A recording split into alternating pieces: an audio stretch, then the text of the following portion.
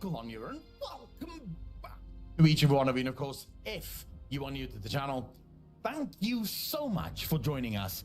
I am very happy to have you here. In today's video, you are watching a live speculation video. We do those every Sunday on YouTube. The link, well, you're on YouTube, so you should just be here on Sundays to have a crack at the live conversations that we have. 4 hours of absolute loregasm. That's pretty much what the Sunday Night Chill Show consists of. But in this video, I took a very long look and we had a massive discussion with the rest of the Discord and the Discord Lore Council about the Void and how maybe, just maybe, it is mortals like you and me, mortals not just from Azeroth, but all out in the Great Beyond, that opened the door for the very first time to the Void and allowed the Void to make their way into reality. Now, of course, there is more to this theory, and you're gonna have to watch the whole video to get all of it, but the TLDR effectively is that we opened the door. If you want to know how, it's still recharging. Keep watching, I guess. Also remember to hit that like button, hit that subscribe button, and smash that bell if you like the content that we put out. If you don't like the content we put out, hit that dislike button and never return to the channel. It's as simple as that. That spell isn't ready yet. Anyways, did I say that I stream on Twitch? Because I do stream on Twitch, and you should absolutely join us on Twitch. The link should also be in the description down below. Enjoy the video. There's a little theory that I could share with all of you right now. This is something that Tasty came up with, which we thought was rather interesting. And the reason I told you about this first theory, the one about the Nathrazim, is because this sort of makes this theory make even more sense. Now, we know that the Nathrazim uses the Twisting Nether to get around, right? We kind of believe that the Twisting Nether is sort of a hyper time gate for the Nathrazim. If they need to cross massive differences in a very short time, they can do so by entering the Twisting Nether and then moving at their own pace, you know, to quickly cross thousands and thousands of kilometers within no time whatsoever, since we do know that the Twisting Nether time functions differently within the Twisting Nether than what it does on Azeroth. So Tasty actually came up with a very interesting theory. What if I were to tell you that the race that first invited the Void Lords into our reality is the exact same race that is now pretty much situated in every single one of our societies? We're talking about the Ethereals. Just FYI, for those of you that wasn't necessarily following along. The Ethereals isn't just a race of people that existed. They are the Void incarnate. The bindings that we were told is, remember, everything we know about the Ethereals actually comes from the Ethereals. Very few things about the Ethereals is known outside of what they tell us. They told us how their world got destroyed, but there was something interesting in it for us. For us, this was very interesting. So it says that Dimensius arrives on their world. And as soon as he arrives, he opens an immeasurable amount of portals to two areas. To the Void, and for some fucking reason, to the Twisting Nether. Now, I ask you guys this, why? Why would a Void Lord open a whole slew of portals to the Void and to the Twisting Nether? The Void part makes sense, don't get me wrong. I'm not all of a sudden trying to suggest that Void Lords don't come from the Void. That spell isn't ready yet. But why open a portal to the Twisting Nether? The Nathrazim. See, we are told that it was thanks to the experiments and the things that the race that eventually became the Ethereals It's thanks to the immense amount of arcane power that they sort of put Holy out shit, into the that universe. scared the hell out of me, dude. I That about died to all of this a happened. freaking pig. The Void A Lords random detect pig. this immense Damn. amount of power. I will not pull And something this 2 levels drew above me the again Void for a Lord while. Dementius to that planet. Crap. And of course, there's something very interesting about this race, I and you have mean, to understand what kind of just shit is how that, dude? Like, you're this badass incredibly orc and you powerful fucking die right in front of the city Ethereals gates actually were. to This a pig, race. one of like Now, hundreds what is running around. interesting is that this wasn't Get the lost. only race of that planet. We're told that Yeah, this was disaster one averted. of the races.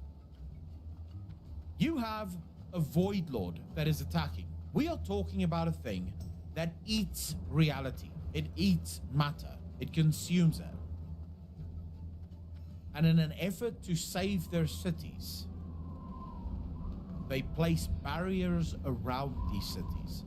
And these barriers not only work, these barriers slow Dimensius to a fucking crawl.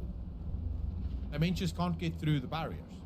He can't destroy the barriers to get to the cities. So how powerful is this race actually? Now, of course, this is where we're told that these barriers that they erected worked, partly. It did slow down Dimensius, but the immense amount of arcane energy that emanated from these barriers actually dissolved their matter.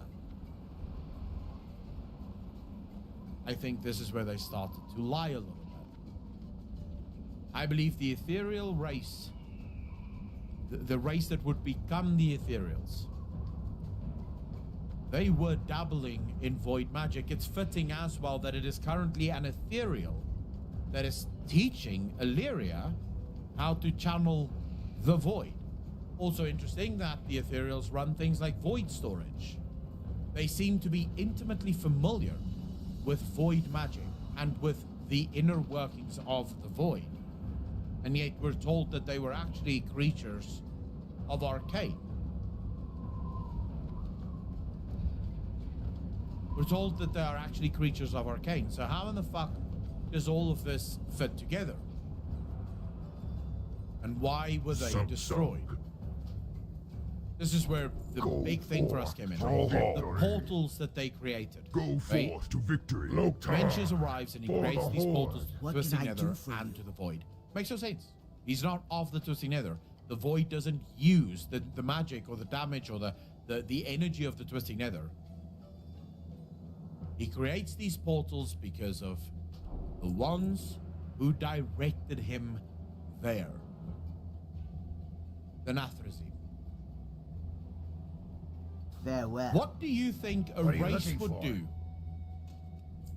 What do you think a race would do, or how powerful do you think a race would have to be able to stop a Void Lord?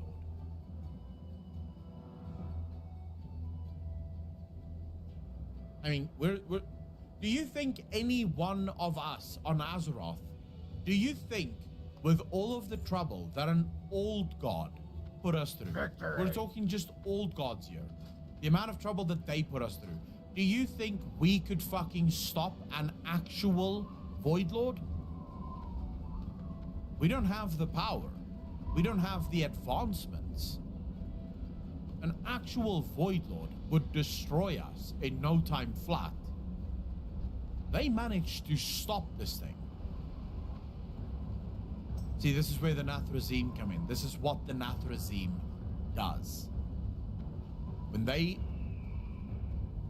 realized that there is a race as advanced as the Ethereals, that race has to be put on hold, on ice, if you will. So they sent a Void Lord. Now I'm trying to explain to you how the Nathrazim actually function, how the Nathrazim actually work. You see, they don't take sides. The Nathrazim doesn't care who wins, right? They don't care who wins. They're not out there to claim the victory for themselves. They are simply there to keep the balance. This is the only thing that they are worried about. If something becomes too powerful, be it a cosmological force, be it a planet full of mortals, something becomes a little bit too powerful, they step in. And how do they step in? They step in by using the cosmological forces. At that point, Void was a little bit perhaps underdeveloped. The Void Covenant was struggling, especially if I'm correct, and the war between death, life, and order actually beat the Void down. They went to the Void and they said, hey, this planet, go consume it. It's yours. So the Void Lord opening these portals to the Twisting Nether was actually because of the Nathrazim. He was summoning the Nathrazim to help him. Because remember, the Nathrazim has infiltrated every single one of the universes. Every single one of the cosmological forces have been infiltrated by the Nathrazim. Yeah, Royes, effectively, they micromanage. This is what the Nathrazim do. They run around from planet to planet, from cosmos to cosmos, and all they do is they micromanage everything. And they do this because of Azeroth. They do this because of Azeroth. They are simply trying to do the job that they were created to do. To restore or to maintain balance within the universe until such time that Azeroth can be awakened. This is why we see them involved with absolutely everything. And just to very quickly explain to you guys why I don't believe that the Nathrazim is working with Death. Why I don't think that they are working specifically for Death. They interfered with nothing that Ner'zhul was doing.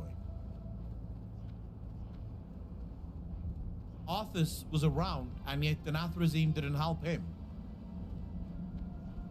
They come and go. They don't seem to stick with one, shall we say, group for too long. Not only that, we now have actual confirmation that Frostmourne wasn't provided to the Nathrazim. It was, in fact, stolen by the Nathrazim. Steve Denuser, in his recent article, in his recent interview, actually confirmed this. The helm, the blade, it wasn't part of the Jailer's ultimate plan. He actually, I believe, wanted to use that helm and the blade in order to destroy the Shadowlands. He had to make do. Because once the Nathrazim stole the helm and the blade, he now had to change his plans. But he's been planning this for a very long time. This guy has been planning it for a very long time. He knows what he's doing, and he will bide his time. He will wait. We also might believe at this point that the Primus, the deal that the Primus stroke, remember, we're told in Steve Denuse's article or interview that the Primus struck a deal with someone, who we don't know who, but with someone, and that this deal was actually struck to teach him the ways of time.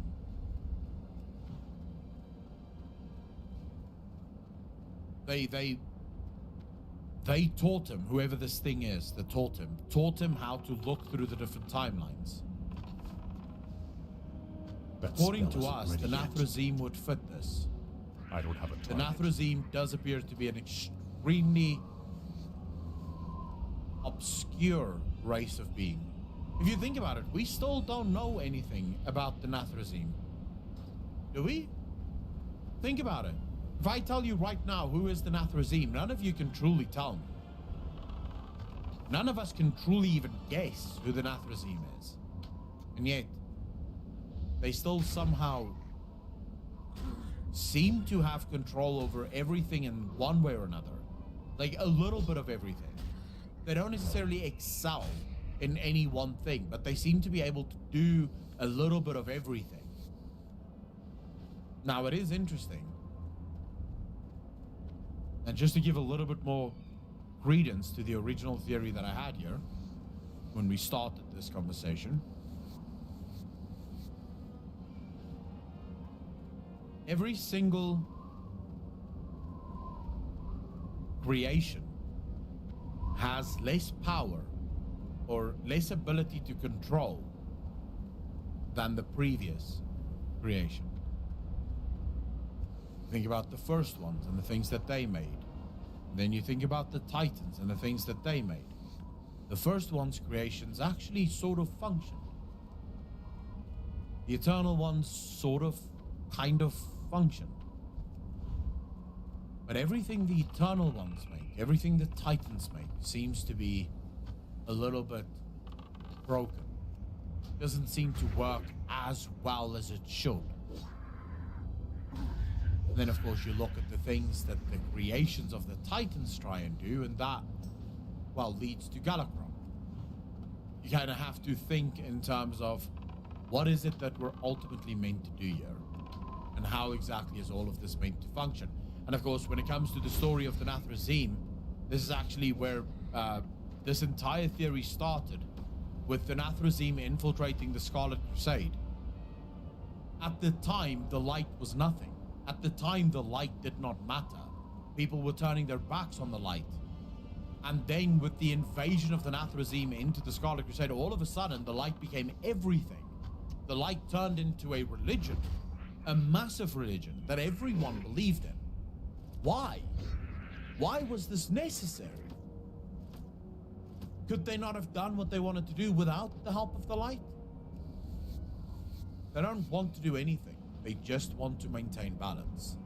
So if one force sort of loses its footing, then Nathrezim steps in and picks it back up. It is the only thing that they seem to be doing. And they do seem to be very much connected to our world. Somehow, Azeroth is a very important part of their game.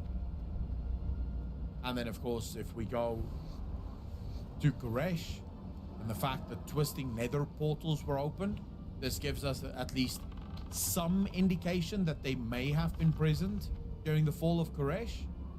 And then I'll leave you with the final thought for those of you that's still doubting this theory. Who was directly responsible for Sargeras being summoned into Azeroth? And then who was responsible for Sargeras ultimately plunging his sword into Azeroth?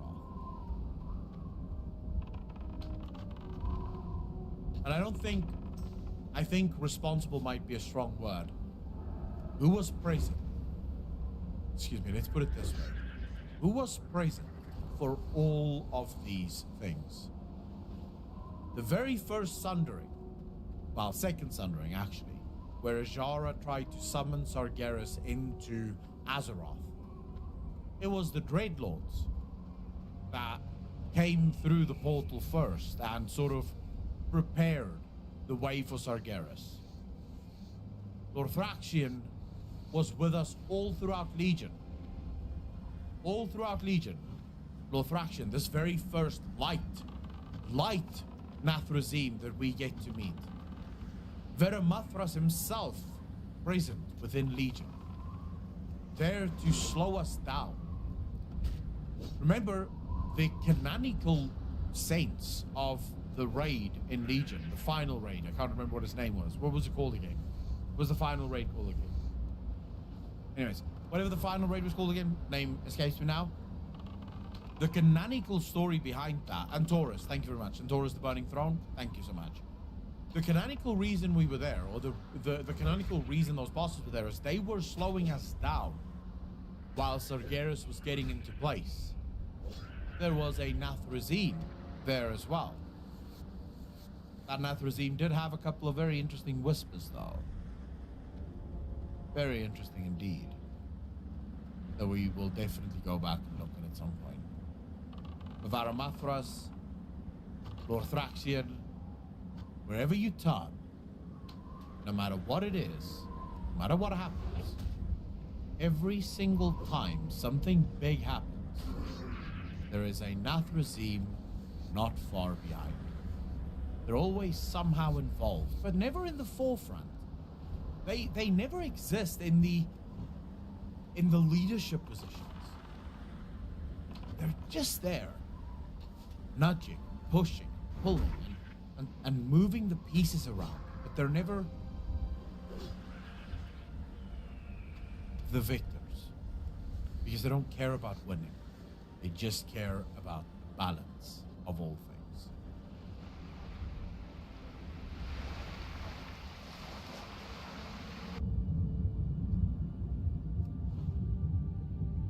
So, ladies and gentlemen, Akalon here, and welcome back to each and one of you. And of course, if you are new to the channel, thank you so much for joining us. I am very happy to have you here. And of course, in today's video, we are taking a look at Anduin. On this channel, we have spent many a video taking a look at the Horde and at Sylvanas.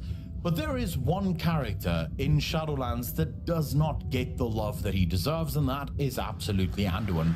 There were many reveals and sort of foreshadowings in Shadows Rising that hinted and sort of pushed the story of Anduin just ever so slightly forward. We know that Anduin is one of those that's been abducted. It is actually telling also in the cinematic where Anduin was abducted that Anduin was the only one shown, meaning Blizzard definitely have major plans for Anduin within the Shadowlands. But what do those plans entail? What is the future of Anduin? That is the question that we'll be exploring throughout this video. If you want to know more, you're gonna have to keep watching. But before you do that, please just slap a like on this video, hit that subscribe button, and also smash that bell. It does help out the channel a ton, and also share this video around, because yes, sometimes the algorithm just doesn't want to work, and your sharing does actually go a very long way. With all of that said, remember I stream live every Tuesday to Friday. The link in the description down below to Twitch, or if you want to see all of our lore discussions, all of the loregasm, 4 hours of World of Warcraft unabashed, unapologetic lore, you can do so by joining us every Sunday right here on YouTube for the Sunday Night Chill Show. With that said, Alex, roll the video. So I don't know, do you guys want to hear my theory about Anduin? Have I shared my theory about Anduin with you guys before? Right. So this theory really comes hot off the back of Shadows Rising. In Shadows Rising, we see a couple of rather interesting things happening, and very specifically the things that we see happening within in Shadows Rising. And just for future reference here, I don't give a fuck what your thoughts are on the author of that book. The book itself was pretty good. So, just in case people were trying to say shit about that, I don't give a fuck. Let it be. The book still was fun. We see Jaina going through a bit of a, almost like a flashback story, if you will. So Jaina goes through this entire thing where she sees someone that she hasn't seen for a very long time almost emerge within Anduin. She sees Arthas. It's slight, but it's there. Now let me just be clear, because again, this is something that I have to sort of put out there before people come at me in the comment section with all sorts of bullshit. By saying that Anduin is going down a dark path, I am not then also equating that to Sylvanas or what Sylvanas did. This is a separate theory. Because a lot of people seem to think that whenever I make an argument for Anduin going down a dark path, that I'm, oh, he'll excuse Sylvanas' actions, but he won't excuse Anduin's actions. The difference is in who you are as a person. Sylvanas as a person is sort of the perfect anti-hero, right? It is sort of the perfect anti-hero. It's who Sylvanas is. Anduin on the other side, on the other hand, isn't that. That's not who Anduin is. Anduin is a good boy that is going down a very dark path. Now in Shadows Rising, we see Anduin doing a couple of things that's rather peculiar. Jaina happens upon Illyria and Turalyon, where both Illyria and Turalyon is using their respective forces to extract. Is maybe a nice word for it. It's just say torture, but extract information from villagers. Jaina is shocked. She did not expect this. And so Jaina returns to Stormwind to talk to Anduin, to convey to him what has happened. The book describes her telling Anduin and looking for a reaction. She's looking for a very specific reaction. And the way the book sets it up, you get an idea that if she doesn't get the reaction she wants, she kind of knows something very bad is coming. Because she has seen this before. Remember, Anduin right now is hell-bent on catching Sylvanas. It's pretty much the only thing he cares about is catching Sylvanas. Anduin's answer, after she tells him about all of this, the ends justify the means. This actually shocks Jaina. You see, because that's the exact answer she wasn't looking for. Because when the love of her life, Arthas, would give anything to stop Mal'Ganis, he also had this idea of the end justify the means. So same, not different. Anduin is going down the exact same path as Arthas did, just with a different conduit. Mal'Ganis was the conduit of Arthas. Sylvanas is the conduit of Anduin. But I believe that things, remember, for Arthas, the darkness came because of necromancy. It was necromancy that eventually led to his downfall. It's also interesting that both of them is extremely committed to the light. I'm out of range. See, the light is problematic. Because the light only believes a single truth, it is so easy to fall when you follow the light. Because it is so easy to become fanatical when you believe this. We see it in the real world every single day. People who so fundamentally believe that they are correct that they are willing to brand everyone else enemies if they don't believe what they believe. This is exactly the problem with the light. It is the fanatical response to the universe. I am correct, and therefore, if you are not with me, you must be against me. There is no gray area within the light. And this is why the creatures of the light, the followers of the light, continuously lead down these dark alleyways. But Anduin's downfall will actually not come too far from away. the light. It will also not come from death. It will come from the void. Again, in Shadows Rising. Now, before people go, dude, so he's going to be evil because of the void? No. He's going to be evil because of the light. But embracing the void is going to be the thing that gets someone killed. And for those of you that might not have known where this comes from, again, Shadows Rising. In the final chapter of the book, Anduin stands in front of, what's her name? I need to get closer. Oh my god. She died at the... Oh my fucking god. Sylvanas raised her. Syrah. Thank you so much. God almighty. Anduin stands in front of Syrah. I could legit see Syrah in my fucking mind's eye, and yet I could not get onto her name. Anduin stands in front of Syrah, who's been turned by Sylvanas into a, well, effectively a banshee, but something similar to Nathanos almost. It's The book too at least far away. describes Syrah in a similar state as Nathanos, not rotting. Sarah is a higher being. She's not like the other Scourge or Forsaken. She was definitely put through some kind of ritual. He stands in front of Sarah, and it says that there is shadow that runs from his shoulder down his arm and into the palm of his hand, where it lingers for a moment before it disappears. Shadow.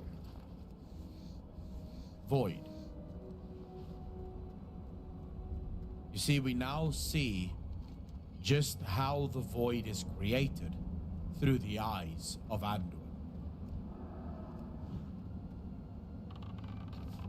When a creature of the light starts to experience despair, starts to become overwhelmed with its own fanaticism, the void starts to create itself, if you will. The void, remember Zalatath's words is very clear on this.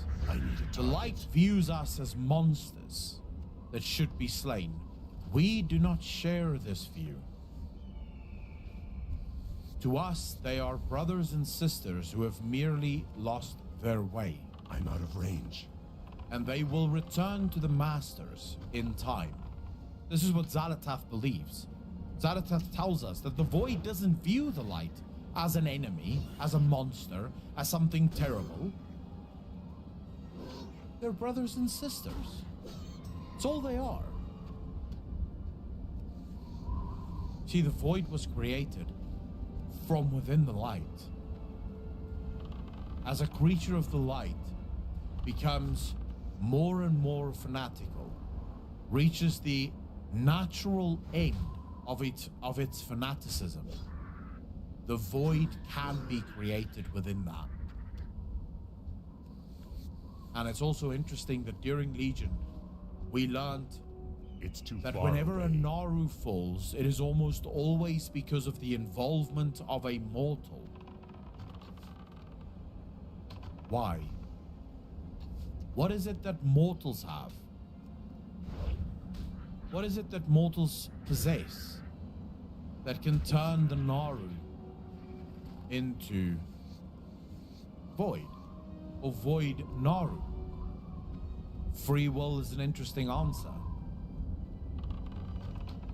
Well, free will, emotion, soul, it all comes from a place where we as mortals aren't restricted to the belief of our specific cosmological force, because we don't belong to that cosmological force. Our choice comes from within ourselves. We can choose pretty much whatever the fuck we wish to choose. So when we affect the Naru that have a very limited stance on it, the eternal ones of the light, if you will, when that crosses into them, when that interferes with their ability to think, it opens them up to the darkness that is the void. So perhaps Anduin's own change points this out.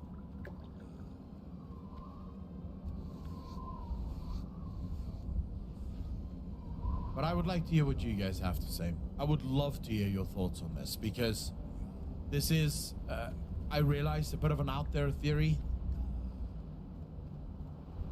What's more important is how does Anduin get saved, because I truly believe that Anduin will be saved. The question is by who? I'm not going to tell you why, but I'm going to make a prediction. I'm going to make a prediction. You guys can quote me on this. If by the end of Shadowlands this didn't happen, I was wrong. But this is my prediction. The one that will bring Anduin back from the darkness will be either Tyrallion or Velen. But in doing so, in the effort to bring him back, one of them will die. And I have a feeling that it's going to be Velen. That's what I believe. Now, let me know what you guys think.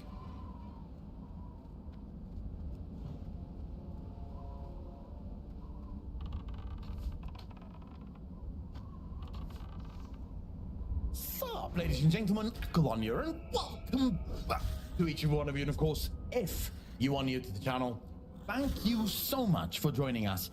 I am very happy to have you here. Of course, in today's video, this is actually a very, very wild one.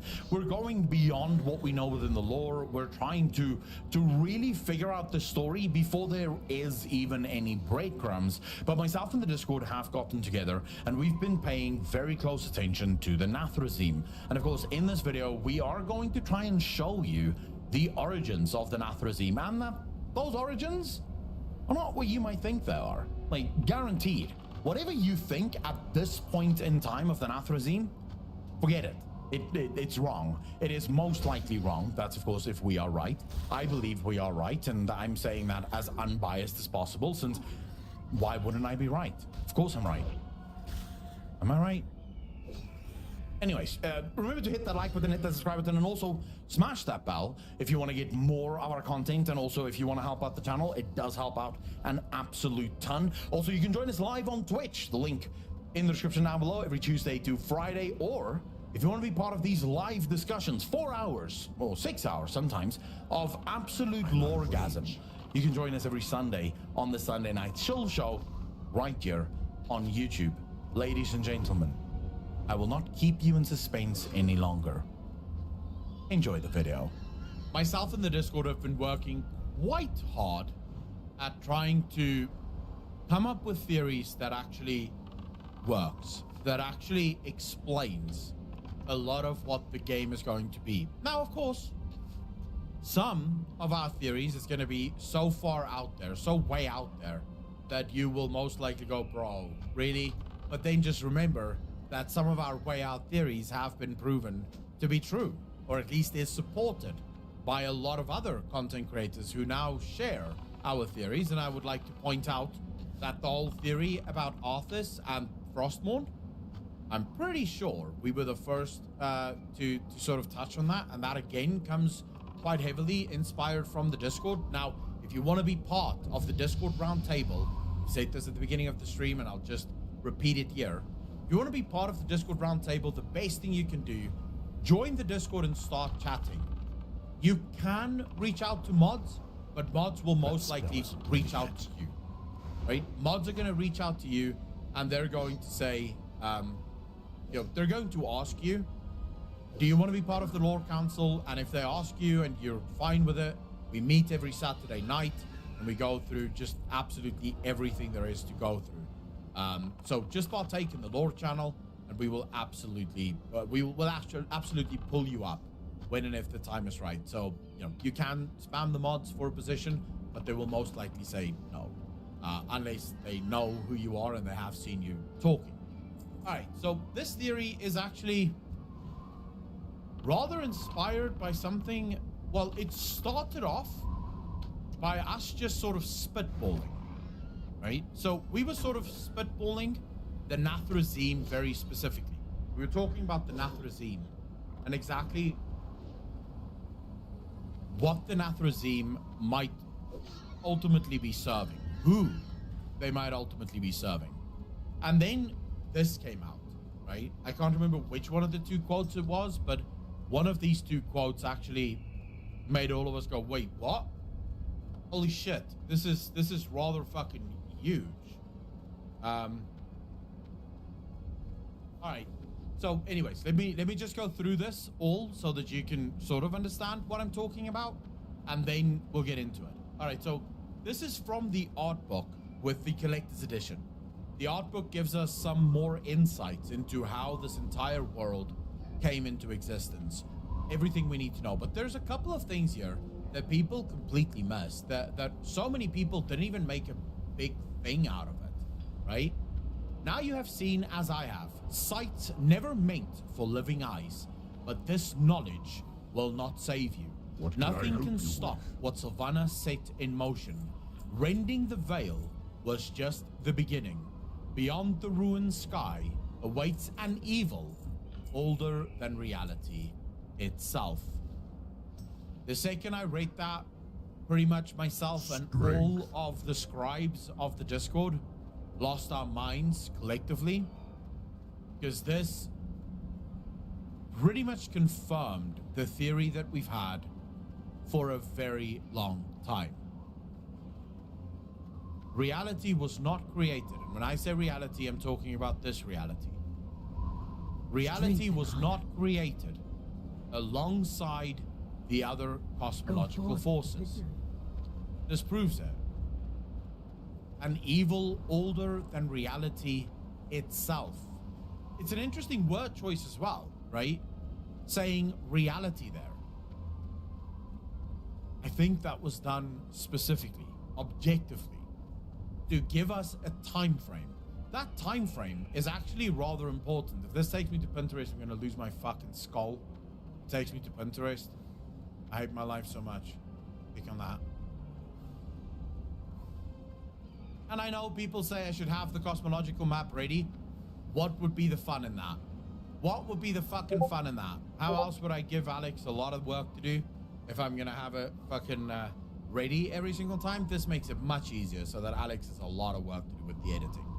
All right, so now that you can see reality, and now that we have a bit of a time frame, we can start to talk about how all of this fits together. Now, in order for this theory, or in order for some of the other theories that I have planned tonight, and I do actually have quite a few, let me just pull up my notes here, just so that I can see, just so I can give you guys some insights into this. So, in order to understand the theory that we're going to get to, I need to explain the Nathrezim. I need to explain to you what almost no one understands about the Nathrezim. What happened? Why is the F's in chat? Oh, for Alex. My apologies, Alex, but this is just the way life goes. Whenever you guys type F, I think the fucking stream dies. Alright. Like, legit. When I see F in chat, I think, oh my god, the internet's gone down. I hate my life so much. But yeah, anyways. What did the original universe look like? Because we already know, thanks to Bolvar, an evil older than reality itself. And then, of course, we see the cosmological map. This is what the Titans themselves draw up. The Titans told us that reality looks like this, or that the world looks like this.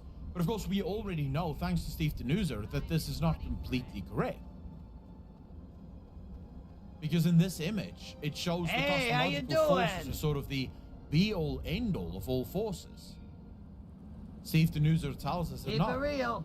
The elemental forces, in other words, spirit, water, fire, decay, air, and fire, the elemental forces are actually the primal magics of the universe.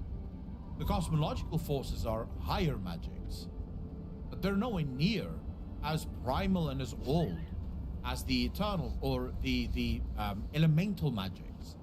These were the first. So what did our universe look like before? Well, for that, we go back to the Chronicles. The Chronicles tells us that at the beginning, there was an ocean of light, and this ocean of light exploded outwards. So what did this look like?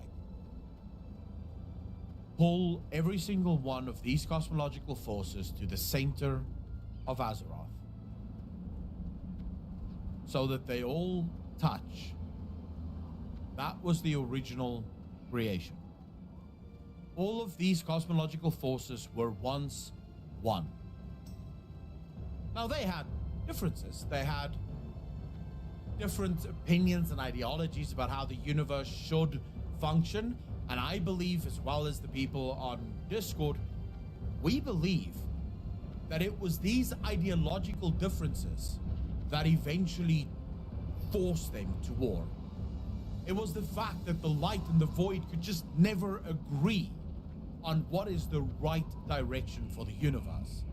They would constantly have their own ideas and their own opinions, and these opinions would almost always contradict one another. It would almost always create friction between themselves. And I believe that at some point there was a massive battle between all of the different cosmological forces. And thanks to this battle, they destroyed their own world. I do believe, fundamentally, I do believe that there was a world, a universe, may I aid you? that existed long before reality ever came to be. Make no mistake, evil older than reality itself. So Bolvar confirms that the jailer, Zuval, even though he does not mention him by name, and he doesn't throughout any of his talking points within the art book, he never references Zuval specifically. He just talks about the evil, because remember, during the writing of the art book, or at least the time that it's set in, he would not yet have known who Zuval is. He would have known that it exists. So we have a sort of time frame that tells us that this world, the world that the original cosmological forces, the original eternal ones of the universe, the world that they belong to, they destroyed it. Speak, friend. And then the first one, Strength. realizing what they had made and what they had broken, and why this broke, decided to fill the void. There's power in names, by the way. Our universe is called the Great Beyond. Beyond what? Beyond the first world. The veil that separates us from all of them, we are beyond that veil. We lie at the center of it. We were created last. Now here's where things get really spooky, and I want you guys to really keep your wits about you. Glory to the Horde. What if I told you, pull every single one of these cosmological forces to the center of Azeroth, so that they all touch? That was the original creation. All of these cosmological forces were once one. Now they had differences. They had different opinions and ideologies about how the universe should function.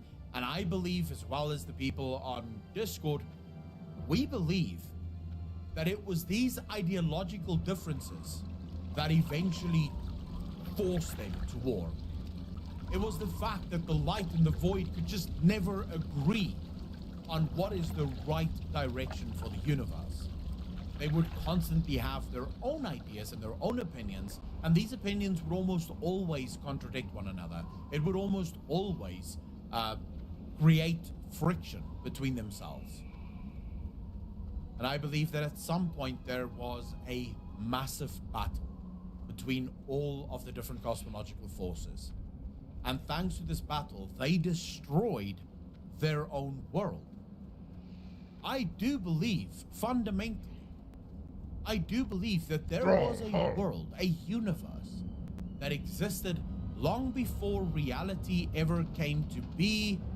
Make no mistake, evil older than reality itself.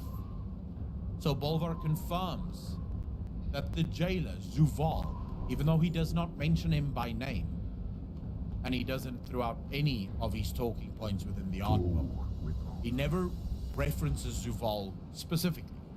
He just talks about the evil, because remember, during the writing of the art book, Good to meet or at ya. least the time that it's set in, he would not yet have known who Zuval is. He would have known that it exists. So we have a sort of time frame that tells us that this world, the world that the original cosmological forces, the original eternal ones of the universe, the world that they belong to, they destroyed it through war. And then the first ones, realizing what they had made and what they had broken, and why this broke, decided to fill the void. There's power in names, by the way. Our universe is called the Great Beyond. Beyond what? Beyond the first world. the veil that separates us from all of them, we are beyond that veil. We lie at the center of it. We were created last. Now, here's where things get really spooky, and I want you guys to really keep your wits about.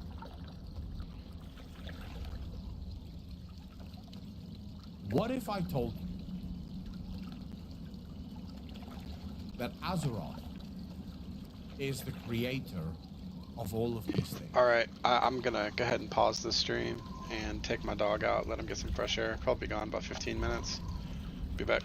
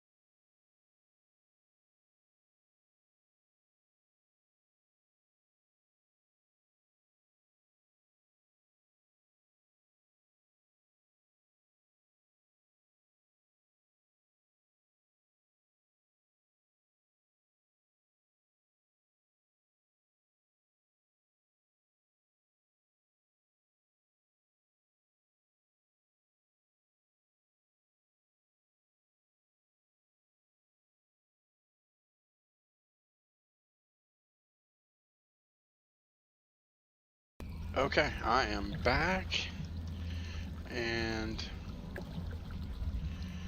let's see. Yeah, I'm gonna show you my dog. This is my Labradane. Of course, he doesn't really want to come to the camera right now. This guy done taking him out. Great dog, man. Got him in a shelter. Somebody abandoned him. Sad story. Alright. Back to the lore and the leveling. That Azeroth created the whole universe and everything in it. It would align with H.P. Lovecraft. It would align with H.P. Lovecraft. Azathoth in the H.P. Lovecraft universe is the one that dreams all of reality. Strength and honor. It says that Azeroth, or Azathoth rather, lies at the center of the universe and he dreams reality. He is called the blind idiot god. Strength. Now, I've already explained to you guys multiple times before that Blizzard did borrow quite heavily from H.P. Lovecraft. So, maybe Azeroth truly is reality, because after her creations, after she created the universe, she needed to recuperate. And so she went to sleep at the center of reality with her newest creation. A creation that somehow is very different to any of her previous ones. You see, the first Eternal Ones that she made, the first world that Azeroth created, the Eternal Ones have a bit of a problem. They have zero free will. None whatsoever. The Eternal Ones don't really think for themselves. They act very much within line of what they were created to be. So the Titans, for example, have this incessant need to bring order to the universe as much as possible. And then, of course, you have the Eternal Ones that just want to look after souls. So each one of these had a fundamental flaw, and that was choice. There was no choice. And the way we actually came to this was actually looking at Christianity, right? In Christianity, or at least in the lore of Christianity, and again, I need to make this very clear, this is not a religious argument. I'm not taking you on if you are a Christian. I don't mind that you're a Christian at all. I have respect for all religions. It doesn't bother me at all. But looking at the lore, the fantasy of religion, in Christianity, God gives man free will. And then a question pops up. But what if man doesn't choose you? And God's argument is it means nothing if they don't. Lucifer argues, but hold up. That makes no sense. Just remove the free will. That way they have to choose you. Of course, this is where the big problem comes in. You see, the Eternal Ones didn't have free will. May your blades never They could dull. only operate within the, shall we say, boundaries that's been set for them. Greetings. And this meant that they tore their world Go apart. with honor. They could not function together because of these limitations. So Azeroth comes in a final moment, in a final effort to try and save the universe. She comes up with a new people.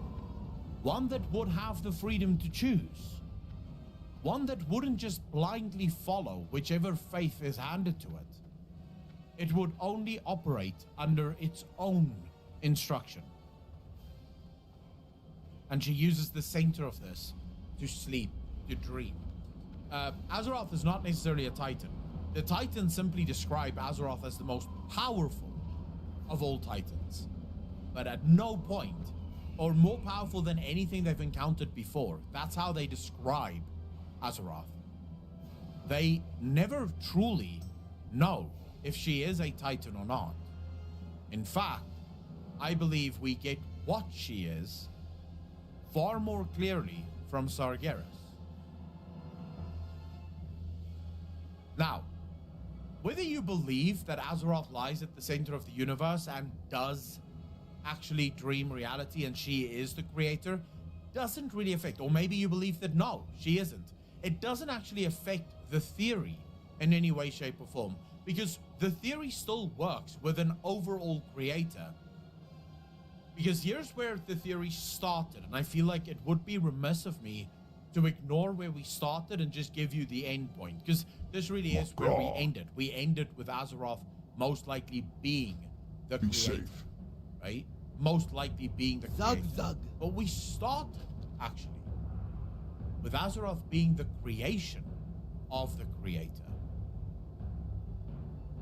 in order to ensure the final balance of the universe. The creator created his final creation. The one that would be able to bring balance to the universe. The one that would be able to save the universe. How does she do it? For the Horde. How does Azeroth do this? Now. Where does the Nithrazim come from? Where does the Nathrazim come from? All of you should know. Pretty simple. They are Still aligned with charging. Sire Nathras, right? They serve the jailer, right? We have the Whisper. The cunning ones kneel before 6 masters, but serve only one. Must be, right? No. The Nathrazim serve Azeroth. The Nathrazim serves balance. It's all they've ever served. It's all they've ever done. They introduce balance when things get out of balance, when things get ruined. Whenever a force gets too powerful, they plot its downfall. When a force is too weak, they lift it up. Their only job is to infuse the universe with balance. Their plans and their schemes never end. We are told in Warcraft 3 that there are 9 primal Nathrazim.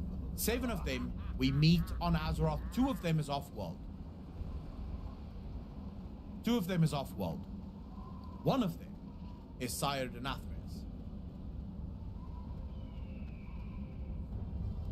The other one is Lord Thraxion.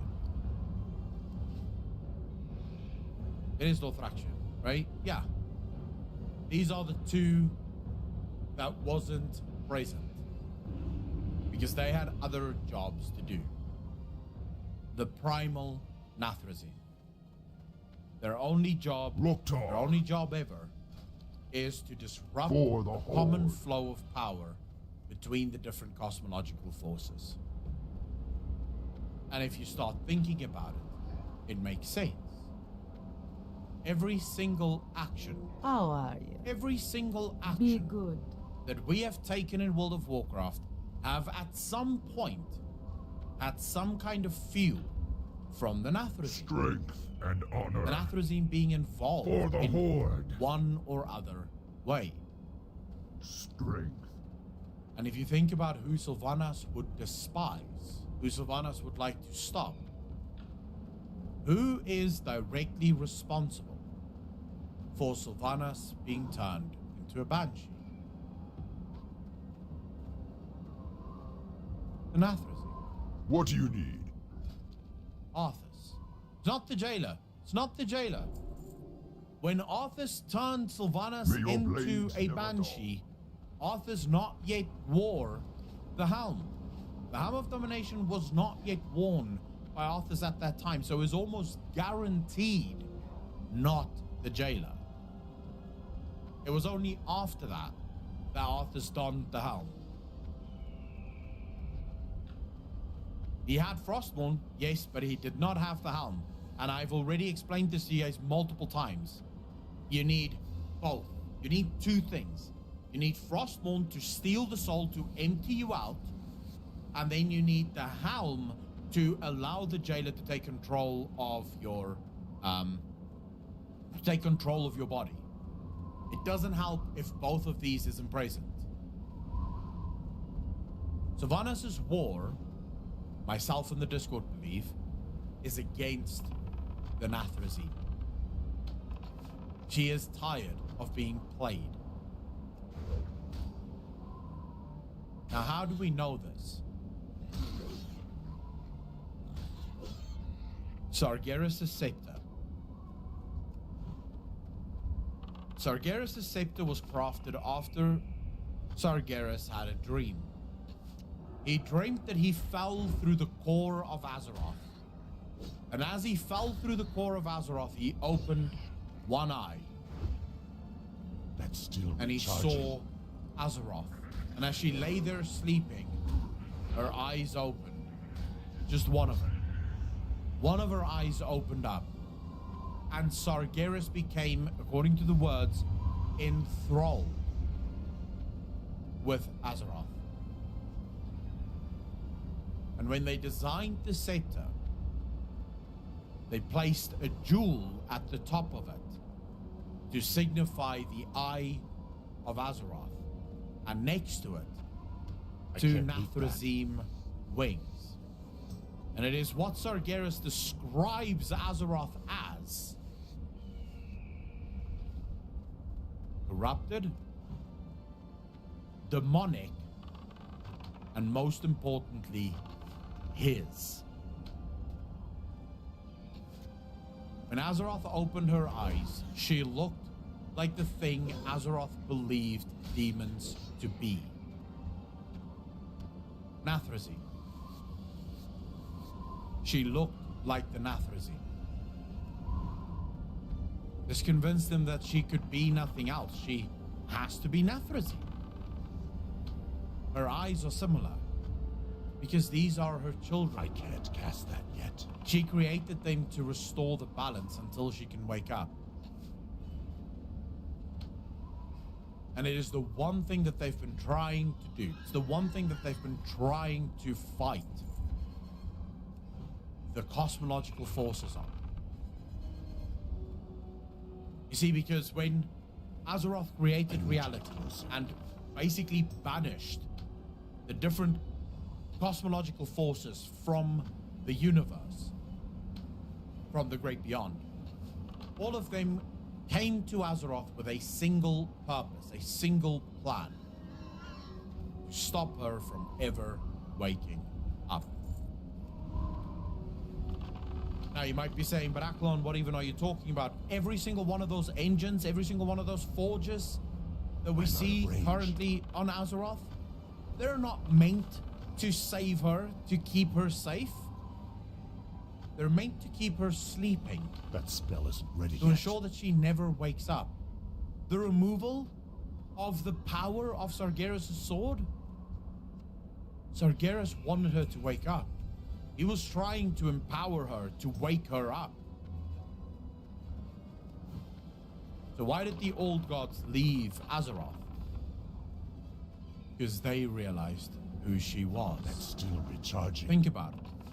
The old gods themselves That spell isn't ready state yet. that the King of Diamonds have been made a pawn.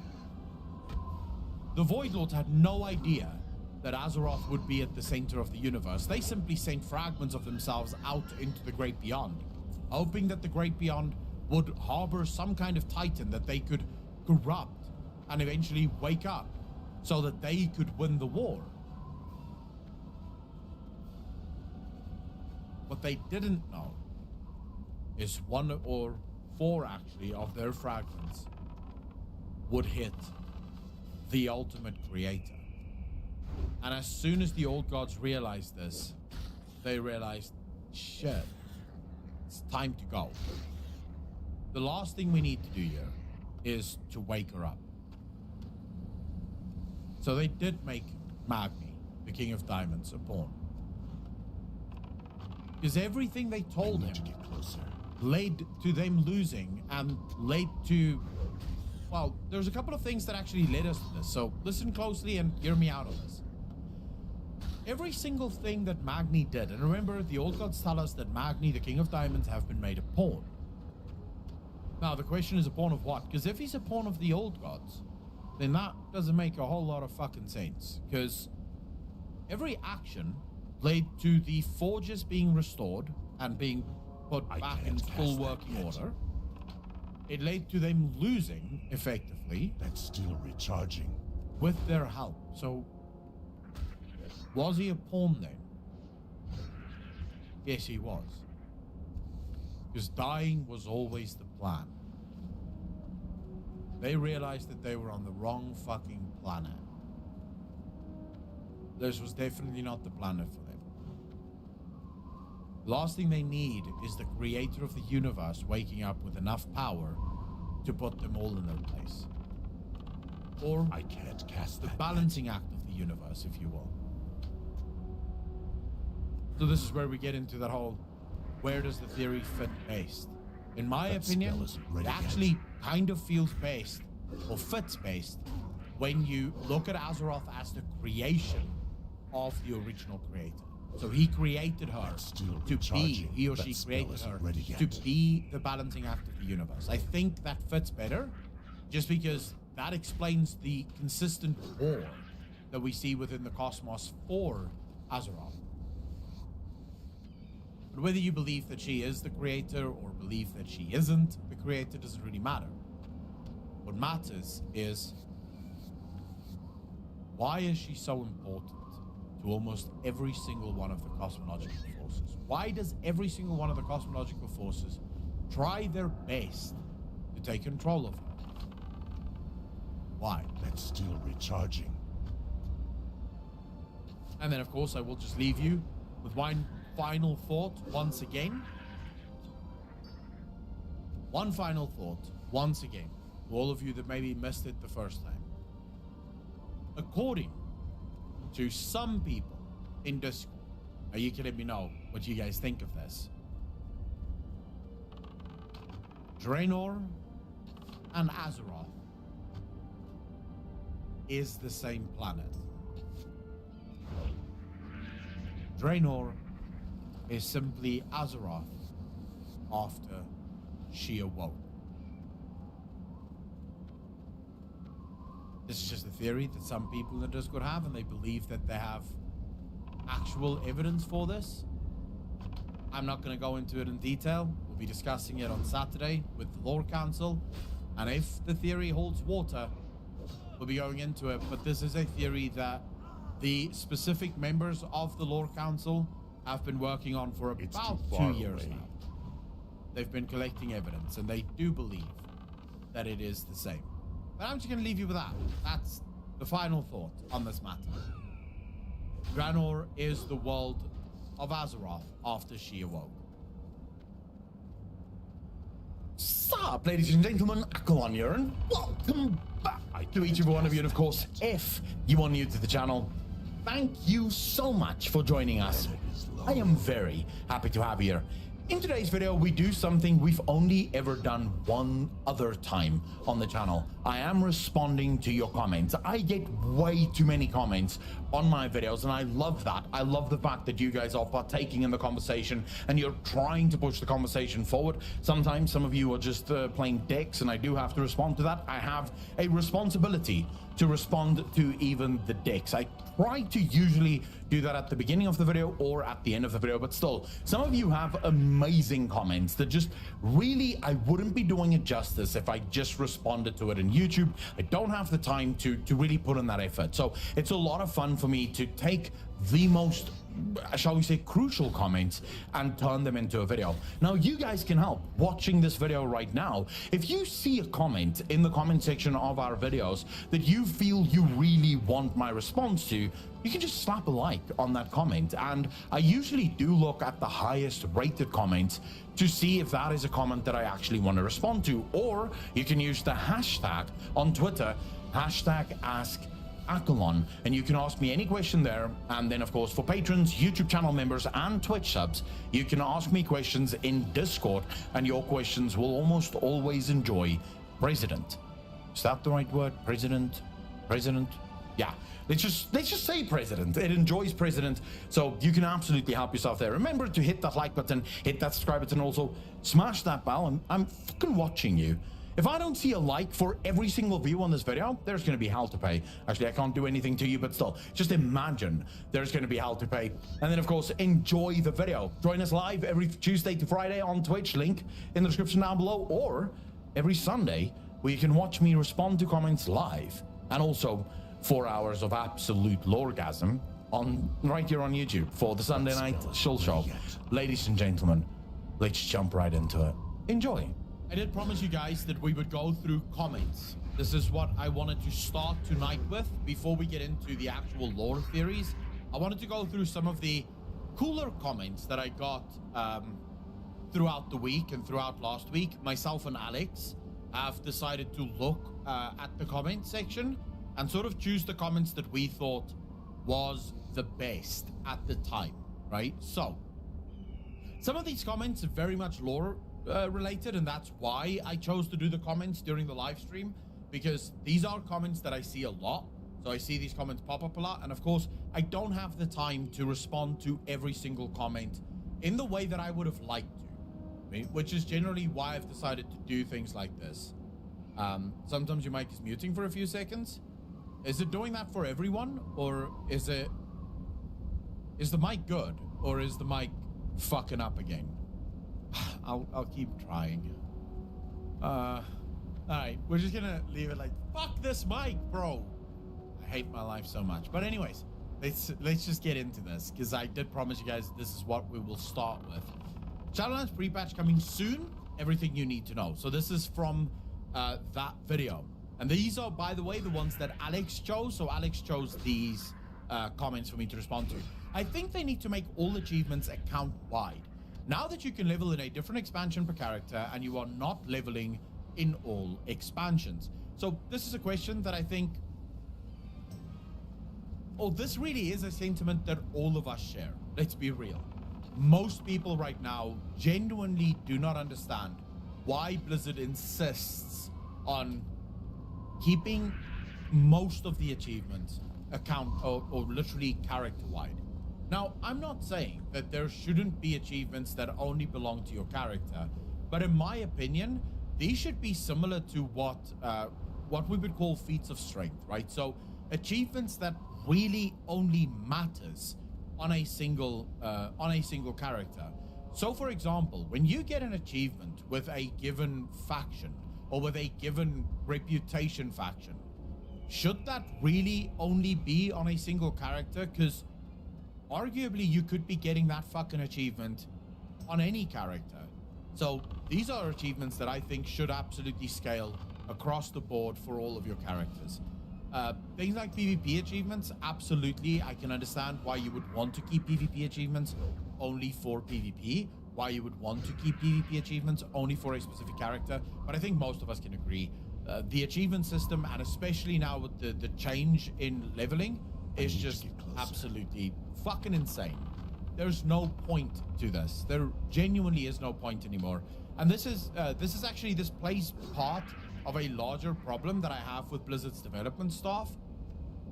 Why does it always take so fucking long for Blizzard to embrace what players think is fun? When you have the vast majority of players going, you know what, bro, it would be really cool if achievements could be account wide. Or the vast majority of players going, you know what, bro, Titan Forging, War Forging really fucking sucks. 3 expansions later, Blizzard is still defending Titan Forging and War Forging, and then finally they go, oh, never mind, we're going to remove Titan Forging, War Forging from the game, and the rest of the player base goes, dude, Jesus, we could have saved ourselves so much QQ time if you just listened to us when we first told you we don't like this fucking system. We don't enjoy the fact that gear doesn't matter, and the fact that gear doesn't matter is because of this just level up and shit, right? So this really is ego. It's a hell of a drug. Very true, right? Players have been asking for player housing for such a long time. Why are these things not being added? Why is Blizzard insistent that they have the right answers when the rest of the game, when the player base is going, hey, bro, you know what? We play this game every single day. Maybe you could listen to us. It wouldn't be the end of the world if you just gave us a little bit of time, you know, just like a little bit. to listen to what we fucking think and what we think would be good for the game. But anyways, Shadowlands and the infinite timelines of World of Warcraft. Well, I still wonder if we ever gonna visit Draenor now that it is controlled by the light. So the question here, the Lolocaster, thank you very much for asking the question.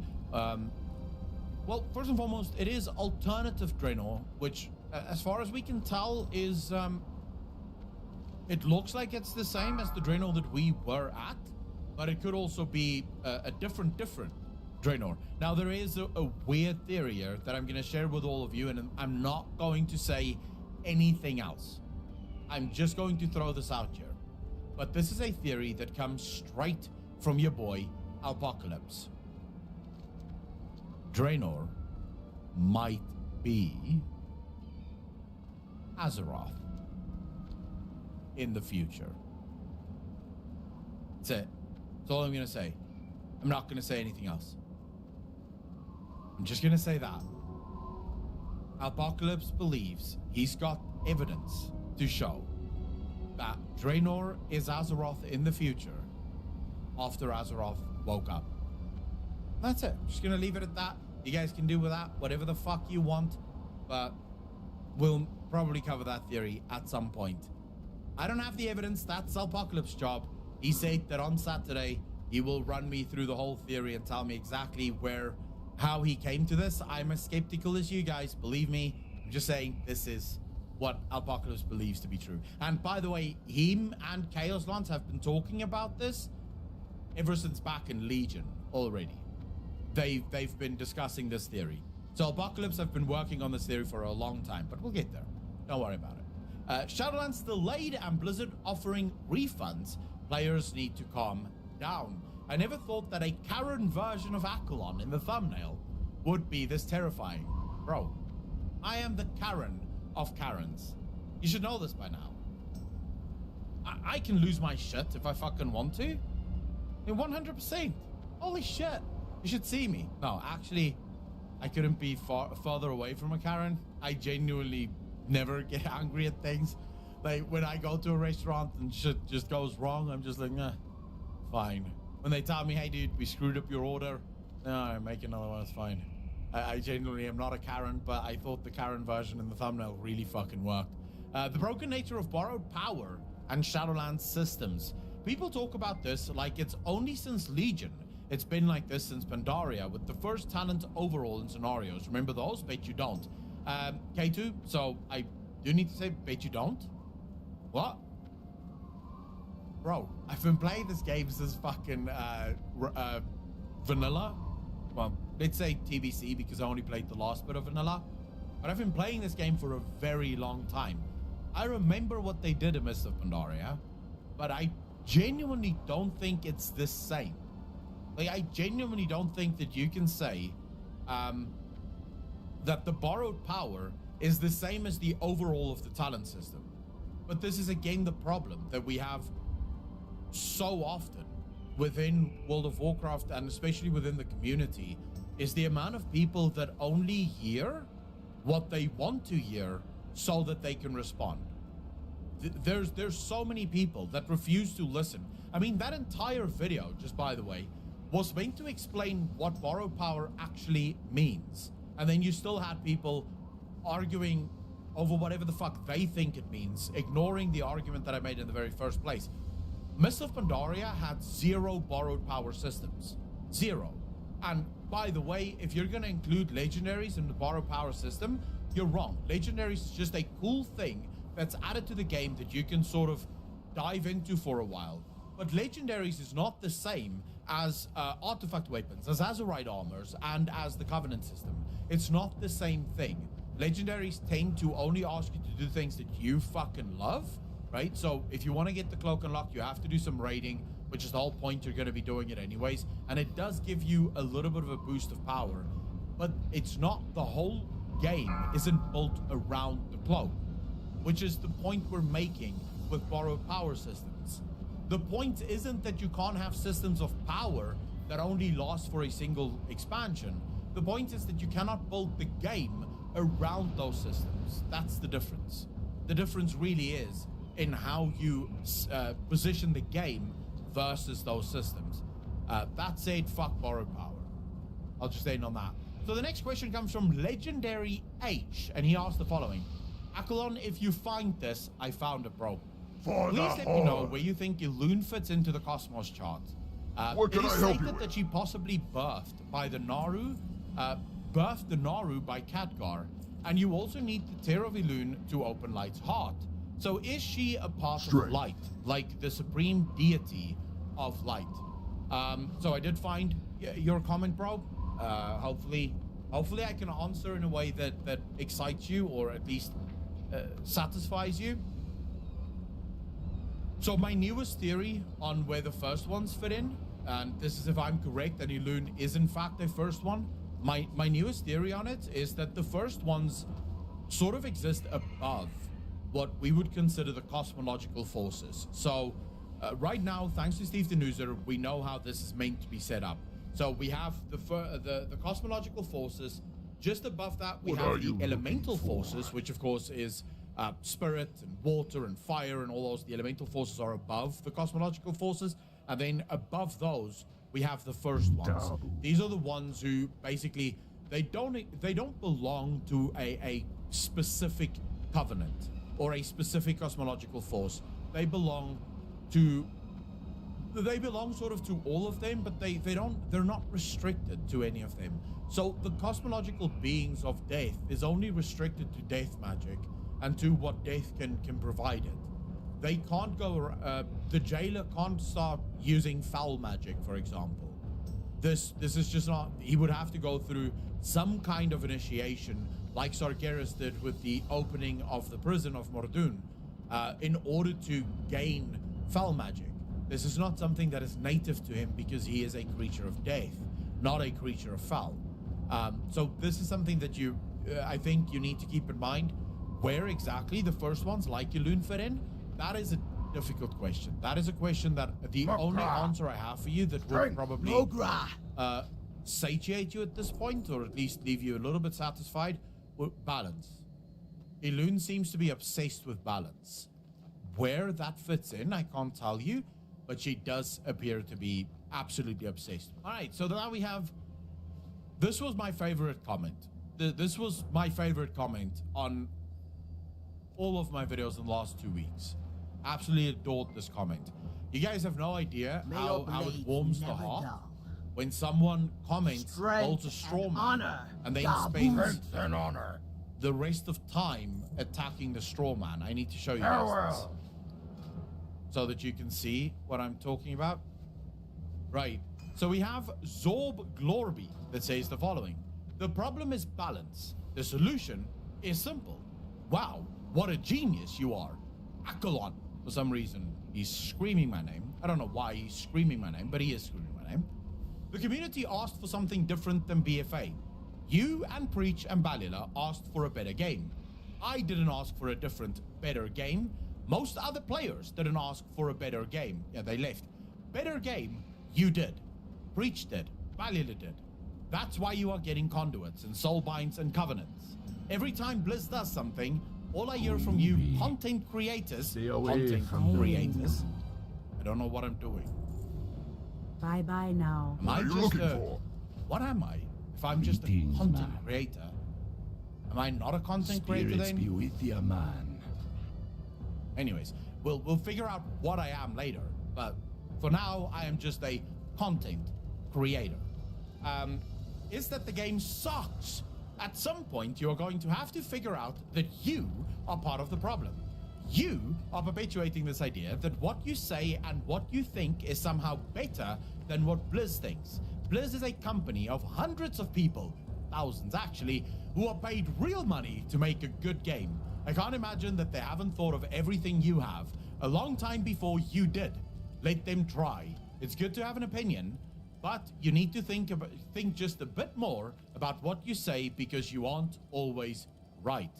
Now, I would like to say, Zorb, if you could take your own advice right there in the last fucking sentence, that would be great. Because not only aren't you always right, you are completely wrong with this entire fucking comment. Like, there is not a single thing in this comment that you have said that is the truth. What do you need? I just want to point that out to you so that you understand how wrong you You actually come are. get the So voodoo. let's just go through your comment piece by piece. The community asked for something different than BFA. You and Be Preach and careful, Balila asked for a man. better What you game. looking You're right. for? We did absolutely ask for something different than BFA. I didn't ask for a different, better game. Most of the players didn't ask for a different, better game. You did, Preach did, Balia did it. That's why you are getting Conduit, Soulbinds, and Covenants. Be seeing ya. It would appear to me that Soulbinds, Conduits, and Covenants are exactly the thing we asked not for. We said no more systems. So it would appear. You know, I'm so gonna rewind you this are to blame. dude You here, and the millions of other because I players kind who of actually- zoned him out, it but was now he's saying confirmed something that interesting, WoW so I'm gonna had about back it up to put it into 845 context. 844. The cosmological beings of death is only restricted to death magic and to what death can provide it. They can't go. The jailer can't start using foul magic, for example. This is just not. He would have to go through some kind of initiation, like Sargeras did with the opening of the prison of Mordoon, in order to gain foul magic. This is not something that is native to him because he is a creature of death, not a creature of foul. So this is something that I think you need to keep in mind. Where exactly the first ones, like Yulun, fit in? That is a difficult question. That is a question that the only answer I have for you that would probably satiate you at this point, or at least leave you a little bit satisfied, with balance. Elune seems to be obsessed with balance. Where that fits in, I can't tell you, but she does appear to be absolutely obsessed. All right, so now we have. This was my favorite comment. This was my favorite comment on all of my videos in the last 2 weeks. Absolutely adored this comment. You guys have no idea how it warms the heart when someone comments, builds a straw man, and then spends the rest of time attacking the straw man. I need to show you guys this so that you can see what I'm talking about. Right. So we have Zorb Glorby that says the following. The problem is balance. The solution is simple. Wow, what a genius you are. Akalon. For some reason, he's screaming my name. I don't know why he's screaming my name, but he is screaming my name. The community asked for something different than BFA. You and Preach and Balila asked for a better game. I didn't ask for a different, better game. Most other players didn't ask for a better game. Yeah, they left. Better game, you did. Preach did. Balila did. That's why you are getting Conduits and Soulbinds and Covenants. Every time Blizz does something, all I hear from you content creators, I don't know what I'm doing. Am I just what am I? If I'm just a content creator, am I not a content creator then? Anyways, we'll figure out what I am later, but for now, I am just a content creator. Is that the game sucks? At some point, you're going to have to figure out that you are part of the problem. You are perpetuating this idea that what you say and what you think is somehow better than what Blizz thinks. Blizz is a company of hundreds of people, thousands actually, who are paid real money to make a good game. I can't imagine that they haven't thought of everything you have a long time before you did. Let them try. It's good to have an opinion, but you need to think just a bit more about what you say because you aren't always right. Now, I would like to say, Zorb, if you could take your own advice right there in the last fucking sentence, that would be great. Because not only aren't you always right, you are completely wrong with this entire fucking comment. Like, there is not a single thing in this comment that you have said that is the truth. I just want to point that out to you so that you understand how wrong you actually are. So let's just go through your comment piece by piece. The community asked for something different than BFA. You and Preach and Balila asked for a better game. You're right. We did absolutely ask for something different than BFA. That's still recharging. I didn't ask for a different, better game. Most of the players didn't ask for a different, better game. You did, Preach did, Balila did it. That's why you are getting Conduit, Soulbinds, and Covenants. It would appear to me that Soulbinds, Conduits, and Covenants are exactly the thing we asked not for. we said no more systems. So it would appear, Zorb, you are to blame. You and the millions of other players. Well, actually, it was confirmed that WoW has had about 844,000 players towards the end of BFA. So it would appear that you and the hundreds of thousands of other players that didn't ask for a better game is actually to blame for the shit that we're getting right now. Because this is not what I asked for. I asked not to have more borrowed power systems. I didn't ask for more of it. You did. I can't So basically, pass that yet. you built an argument where you proved that you are the fucking one to blame. Guys, if you want to blame someone for the bad game, it's Zorb. He just admitted it to us. Actually, don't go attack the guy. He's just... I guess this argument got away from him very quickly. But anyways, Zorb, you are quite literally to blame then in your own example, because this is not what I asked. I did not ask for conduits, soulbinds, and covenants. In fact, I've been spending the last fucking few months saying please remove them from the game. So, you know, there is that. Every time Bliss does something, all I hear from you content creators is that the game sucks. At some point, you're going to have to figure out that you are part of the problem. No, actually, you are part of the problem. I am not part of the problem. And before you go and think, you know, the rest of his argument is that Blizzard have hundreds of thousands of content creators and developers. If they did have that, then the game, we wouldn't constantly be asking for things to be fixed that Blizzard themselves acknowledge need to be fixed. So, for example, for those of you that didn't see Ian's own fucking argument, his own blue post, Ian's own blue post showed that they realize these systems fucking suck. Remember when Ian made the blue post where he said that they're walking back the change, where you can't use your covenant abilities in outside the world, outside Shadowlands? They walked it back, and Blizzard themselves understand this is a fuck up. This isn't working, right? We need to find a way to explain to people that these systems are going away because they are creating serious problems within the game. Of course, that didn't work. Yular, you can go check out, what's his name? That's still recharging. Jason Schreier's article on Blizzard, the expose. No, it's actually below 1 million. Jason Schreier did his work there. And if you think it's wrong, Blizzard could always sue him for it, because that's actually very private information. That's information that Blizzard wouldn't want out there. So if he is wrong, they could sue him for it, and they didn't. His article is still up. They didn't ask for any retractions because they couldn't prove that he was wrong on any of that. And he did actually speak to high-level Blizzard employees who decided to speak anonymously, and they gave him that information. So, you know, I just wanted to point out that, I mean, Dular, I had a feeling you would get stuck in on the subscriber numbers. That's not the point. Let's imagine World of Warcraft has 5 million subscribers. Does it change anything I just said here? No, it doesn't. It literally doesn't change a thing. I did not ask for the problems within Shadowlands. I didn't ask for these.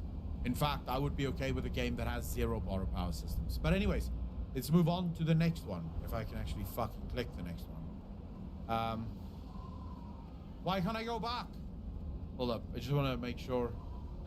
All right, so the next question we have here is from Derek Richardson and says, I like the idea of borrow power, at least lore-wise. To explain how a character can go up against the Burning Legion's strongest and Azoth, and he's strongest and not die instantly. All right, so Derek, I actually get what you're saying here, although there is a better way to do it, just FYI.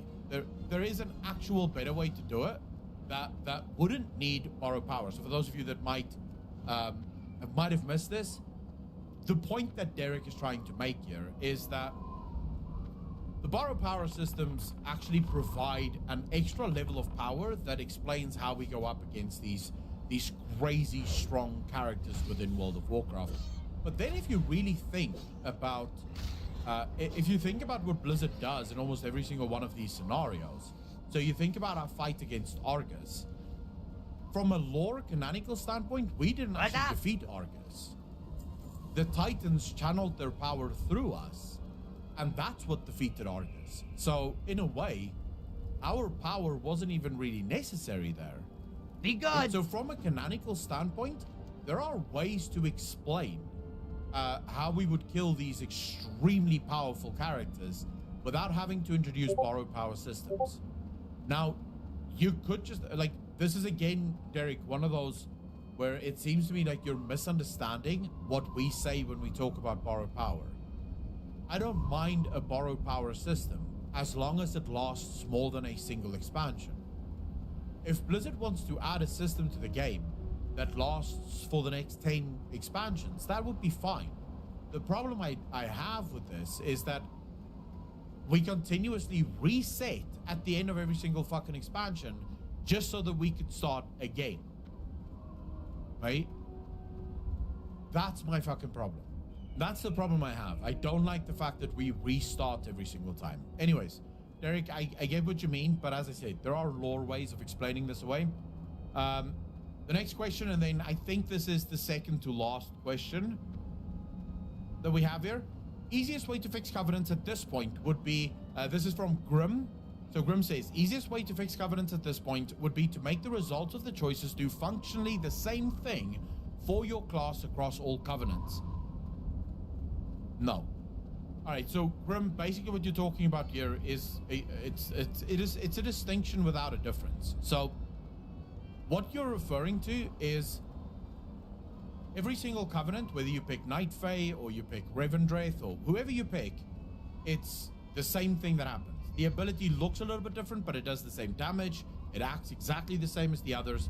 Now, the problem with that would be all of a sudden you lose any sort of choice factor. Because right now, the way the covenants are set up, if you remove the covenant ability from the game, the covenants don't really matter as a choice. Ian told us that they wanted to use the covenants as sort of RPG choice, right? Where these covenants would be amazingly impactful. What Blizzard decided to do with these covenants is make them amazingly impactful from a player power perspective. Rather than making them actual good fucking choices from a lore perspective and a story perspective, Blizzard decided to just add the player power as the thing that gives them some kind of weight. So the second you remove the weight from these covenants, they actually fall apart very quickly. They actually fall apart very quickly. You very quickly realize that you're just kind of running around doing the same shit regardless of the covenant that you chose. Right? Now, I did say that this could change in the future, and there is definitely a world where Blizzard may actually have to do this because they have a different thing that they want to enact later on. But just from that point, Grim, I don't think that would work. And I think a lot of people would immediately figure out they fucking hate this. I would not like it if the Kyrian Covenant and the Necrolord Covenant had effectively the exact same ability. Now, I get what you mean. Balance is the problem here, but that goes back to the point we made earlier. Balance really is the problem. I can't cast that yet. We are continuously running into balancing problems because Blizzard continuously comes up with these very, very, very fucking difficult systems that makes no sense. No one else cares about these systems. These systems just make the game fucking harder to balance. And I'm not talking about a perfect balanced game, guys. I don't want a perfectly balanced game. I just want a game that doesn't... That's still recharging. That doesn't break if you accidentally make the wrong choice. Right? There's a fine line between balance being fun and balance being unfun. Too much balance, unfun. Too little balance, unfun.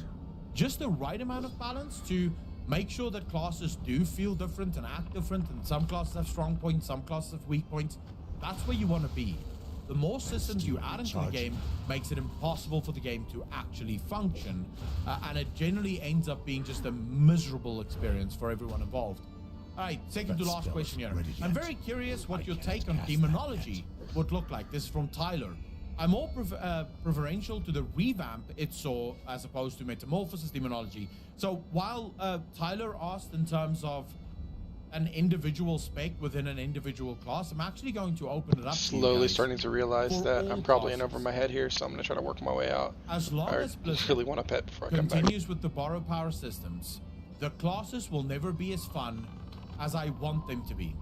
Hey, Tyler Collins, you're here and now you're fucking having your question answered.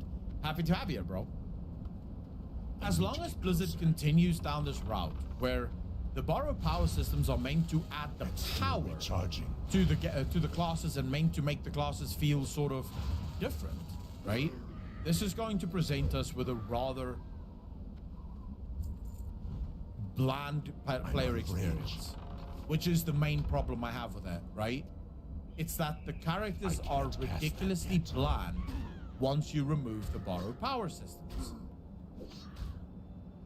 For Demonology Warlocks, I said this way back in Legion when the first rendition of the Demonology Warlock was announced. I hated it then, I hate it now. It is just animated dots. I think I'm gonna surf behind the sky a little bit. What I would like to see from classes like It's a little bit of a loop here. I think I went straight. Like hunters, like Demonology You just went Warlocks, right. any class that has a pet and that pet is a major part of its damage, is more animal management or companion management. Still So recharging. rather than the Warlock being the one that does the major damage, let the Warlock be the one that buffs their pets, buffs their demons. Let the Warlock be the one that kind of runs around and throws up extra stats on this demon and chooses when to give one of their demons extra haste. So let it be too far a sort of That micromanagement spell game is within the brilliant. game that the Demonology Warlock has to go through in order to ensure that their damage gets there. But right now, it is the Warlock that's doing all of the fucking damage, and the pet just sort of reacts to the buttons. Nice, a chest. Maybe I'll get to it in time. That's it. That is legitimately what it is. The pet's just going to do BM Hunters is the exact same thing. All of your First damage chest, whoop, still whoop. comes from you. The only difference is you press the button and then your pet does the thing. So you pick up that bite thing. I don't know what it's called on a hunter because I don't play hunters enough. But you pick up that bite thing, and when you press it, your pet bites. But you still Pretty have little, to good press little it. haul. Jeez. Why not have the pet do its thing, and then as a hunter, you shoot an arrow, and when your pet sees the arrow that's stuck into the guy, it will bite a specific type of bite, or you throw a piece of meat. Or you I don't know. apply a Maybe I fucking could do this potion with or the some buffs. shit, right? I can. Come up with things where the hunter controls 7 the more pets, savages. I can the see pets do the myself damage. getting those. So the hunter is almost never hitting And only the boss. 5 The hunter storm is witches. legitimately Damn. just focused on the pets. I'm tempted to out. That's his but job. He is a beast master. The beasts are the ones who do the damage. That's the sort of thing I would like to see. So I guess just a little 15 more minutes on the creativity freaking when it comes to the Hearthstone. design. All right, and then we have, of course, the last question of the night. Also a pretty big one. I can't Also cast a that. pretty big one, which I think comes from Tor Andre Pongolf, who says the following. It's so baffling to me why no YouTube content creators don't understand the logic by Blizzard's restrictions. For many years still now, recharging. we have seen a part of the player spell base isn't ready insisting yet. on getting to play however they still want, and the recharging. result of that is always terrible. I can't cast that yet.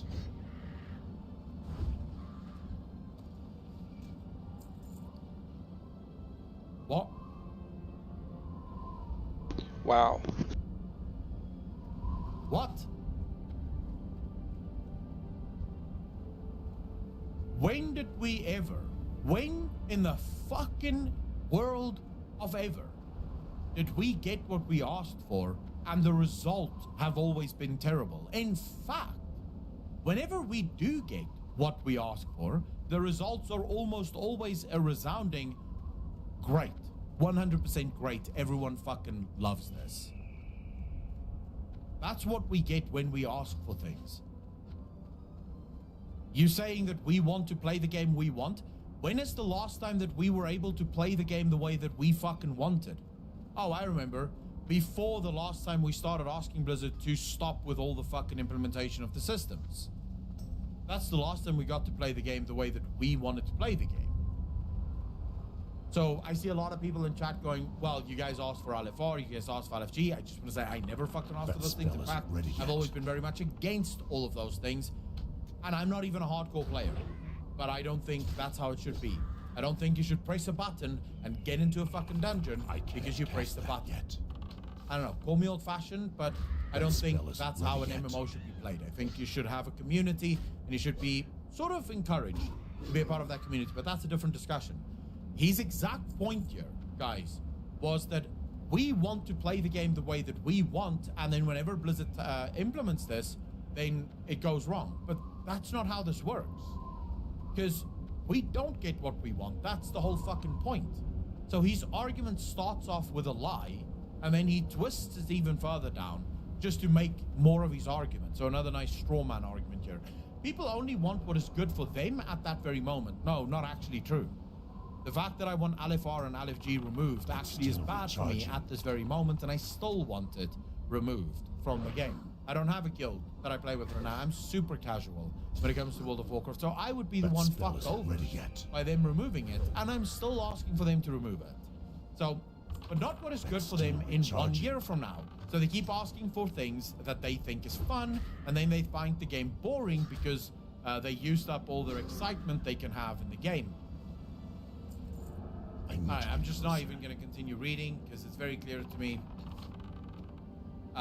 It's very clear to me that this guy is again doing what I told you guys in the first place I fucking hate. I despise when people do this. When you comment, you build a straw man argument, and then you attack the straw man argument as if you're somehow fucking magically attacking me. And for those of you that don't understand what a straw man argument is, it is quite literally when you make a fake argument, right, that works in your favor, and then you start attacking that fake argument, and you make it sound as if the guy that you're attacking made the argument that you just fucking made up. That's what it is. And this is what this guy is doing. You're building an argument that I never fucking made, that no other content creators made, unless of course they're somehow fucking weird and stupid. But no other content creators made this argument as far as I can tell, and yet you're making the argument and asking me to defend myself against it. Well, I'm not going to. That's it. That's the end of this. I'm not going to defend myself against that straw man, because it just keeps going off the fucking deep end, 100%. But anyways, now that we've gone through all of the comments from the people that thought that they had an argument, some of the comments were actually really fucking good and I love them, I want to hear your thoughts. So let me know. What do you guys think?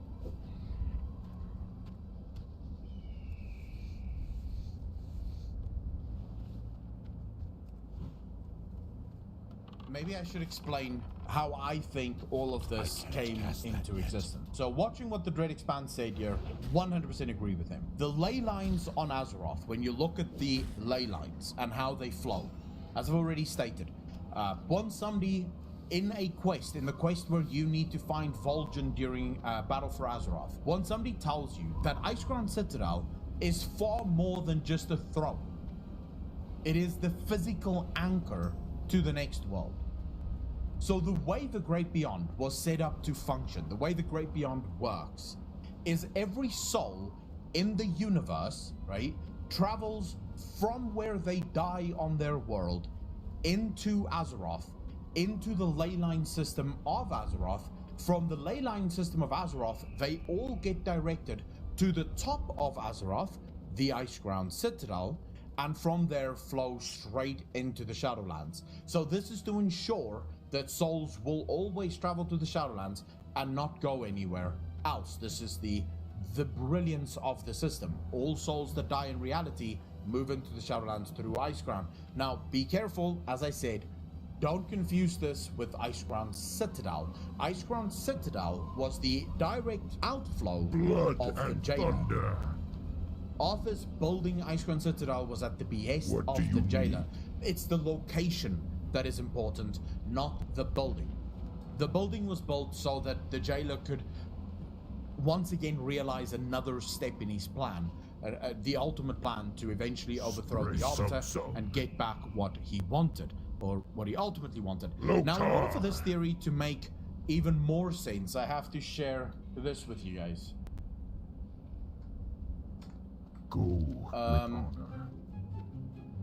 Alright, so we're just gonna take a look at the cosmology map, yeah? You guys knew this was coming, let's be fucking real. Pinterest, what in the fuck are you doing? Did I click on any of this? I legitimately just want the map, please. I legitimately just want the fucking map. Alright. Okay, so there's something that is very, very fucking weird. Yeah, fuck Pinterest. There's something that's very weird at the moment, and if you read the article by Steve Denuser, it will be in the description down below. In his article, Steve Denuser tells us that there was a great war, and that there is a great war that takes place between the 6 cosmological forces of the universe. All of them are fighting continuously to, shall we say, stay in power, if you will, right? Each one of these believes that they have the ultimate plan for the universe, and if their plan is to be realized, they would win, right? Or the universe would be saved because they would know what the fuck to do with it. Here's what has always bothered me, and here's something that we absolutely have to talk about, since this is something that a lot of people get completely wrong. Reality, as in the great beyond, all of the great beyond, yeah? Does not, in fact, contain life, order, shadow, death, disorder, or light. Reality is a dimension on its own.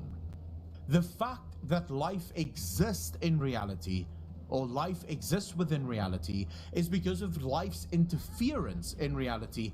It is not because life is present within reality. These are two different things. The creatures of life are demigods. These would be your Ursocs, these would be your Ysseras, these would be your Malfurians. They are the creatures of life, right? Cenarius. They are the creatures of life. We are not creatures of life. We are not the result of life. We are mortal beings. We were physically, according to Erebos and the denizens in Erebos, we were created by the first ones, not by the cosmological forces. So this stands to reason. If you're gonna fight a war amongst yourselves, it means that there must be something that you're fighting over. Not so? Like, there must be something that you're fighting for, otherwise what's the fucking point in the war? Well, the war is for us. The war is to defeat us, to conquer reality. Why? Anima. The tremendous amount of power that exists within Anima. That is why this war is being fought. What can I help you with? So in order to understand Be this, safe. we have to go back quite a bit How to you a time doing, before man? time, before the lore was actually recorded, a time where Blizzard haven't ventured yet. At some point, death gained the upper hand in the war, and death plugged itself into our reality. It managed to get the souls careful. that exist Relax. within reality. At some point, I don't know when. This might have been before even the war that Xalatath refers to. This is when death gained control of reality. Now, make no mistake, if you look at the Eternal Ones of the Shadowlands and you look at the Titans of Order, they are very similar in what they do. So death having control of reality wasn't a problem for anyone, because the Eternal Ones of the Shadowlands did exactly what the Titans did. They just created. That's it. Steve Denuser, in his interview, tells us that the Shadowlands is a realm of infinite worlds. There are infinite worlds within the Shadowlands. I believe that before Bastion existed, and Maldraxxus existed, and Ravendreth existed, and Autumnfield existed, the Eternal Ones of the Shadowlands went around and created worlds. That's what they did. They would use their imaginations and they would create these illustrious and beautiful worlds. Now, Steve Denuser told us something else in this. He said that some of these worlds are beautiful, and in this he mentions Duratan, and how Duratan would probably be with his wolves in a place where he could hunt all day and then, you know, next day he goes out hunting again with these wolves. This would be the perfect world for Duratan. And at some point, Draka might join in there. But then Steve Denuser tells us that there is another type of world in the Shadowlands, a world of torment. Sometimes it's a timed torment, so you have to go there for a while because you were kind of evil, and you would suffer there for a bit before you can go to one of these beautiful worlds. And other times it would be a place of eternal damnation, where you would suffer for all eternity. So what happened? Well, each one of these eternal ones created worlds, and one of them was in charge of creating the ultimate evil worlds, Zuval. Zuval was the eternal one tasked with creating the realms of eternal damnation. That was his job. Now remember, Death has a pretty good get-up here. Their setup is actually pretty nice. They gain all of the souls that exists within reality. Disorder can't have it, light can't have it, life can't have it, order, shadow, none of them can have it. Death gets all of it, but Death doesn't use the anima. The souls simply move into the maw, which is the literal welcome mat for these souls, and there the eternal ones judge these souls. Be safe. The eternal ones sit in the city of the maw, and if you look at footage of the maw, it looks as if this is a city, a giant city that once existed. This was the palace, if you will, of the Shadowlands. And Gargua, the river of souls that runs through the maw, that's where all souls entered from the ley lines. First of all, from reality of the Great Beyond, into Azeroth, into the ley line system, into Icecrown, and straight into the maw. These souls would flow. Even now, if you look at the physical world in World of Warcraft, if you look at the physical pictures of the game, even now, if you look at the physical state and the location of Oribos, it makes sense that Oribos was built after the fact. Oribos was not built before the maw. It was built after the maw for, again, a very specific reason, and I'll show you guys this in a second. All right, so this is the maw. This is Gargua, the River of Souls. As I've shown you guys this before, yeah, and all of it comes from there. That soul stream comes from there all the way in and down into the river, and now currently flows into Torghast. But what happens if we teleport to the Rings of Fate? This is very loud. I know, it's very loud. We'll fix it in a second. I need to show you guys this.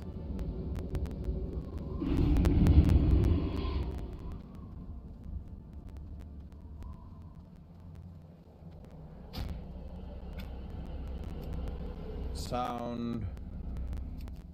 Fucking hold. Hey, on. how you All doing? right, so let me show you guys this. Yeah? Glad I could help. And you need to pay attention. Server shut down in 6 minutes. Yeah, just give me a sec, please.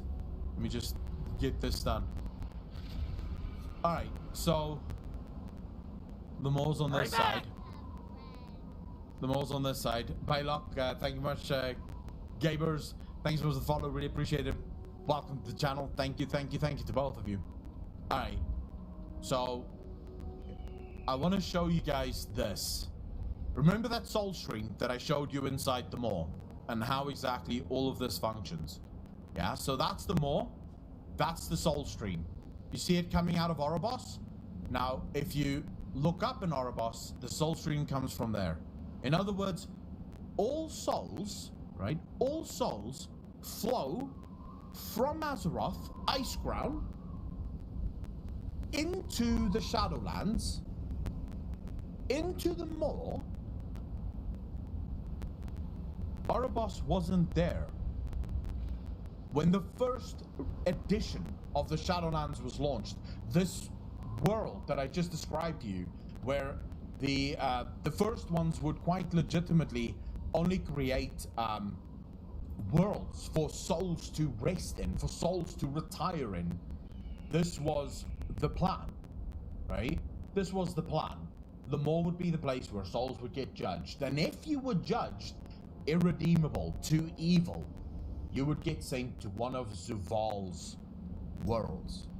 Now, this is where things get really fundamentally fucking interesting. Steve Denuser tells us in the interview that at some point, Zuval figured out that anima is ridiculously powerful. So powerful, in fact, that you can use souls to create weapons. You can physically turn a soul into a weapon. This raised a lot of questions when we went through that interview. This raised a shit ton of questions as to what exactly is Frostmourne and the Helm of Domination then.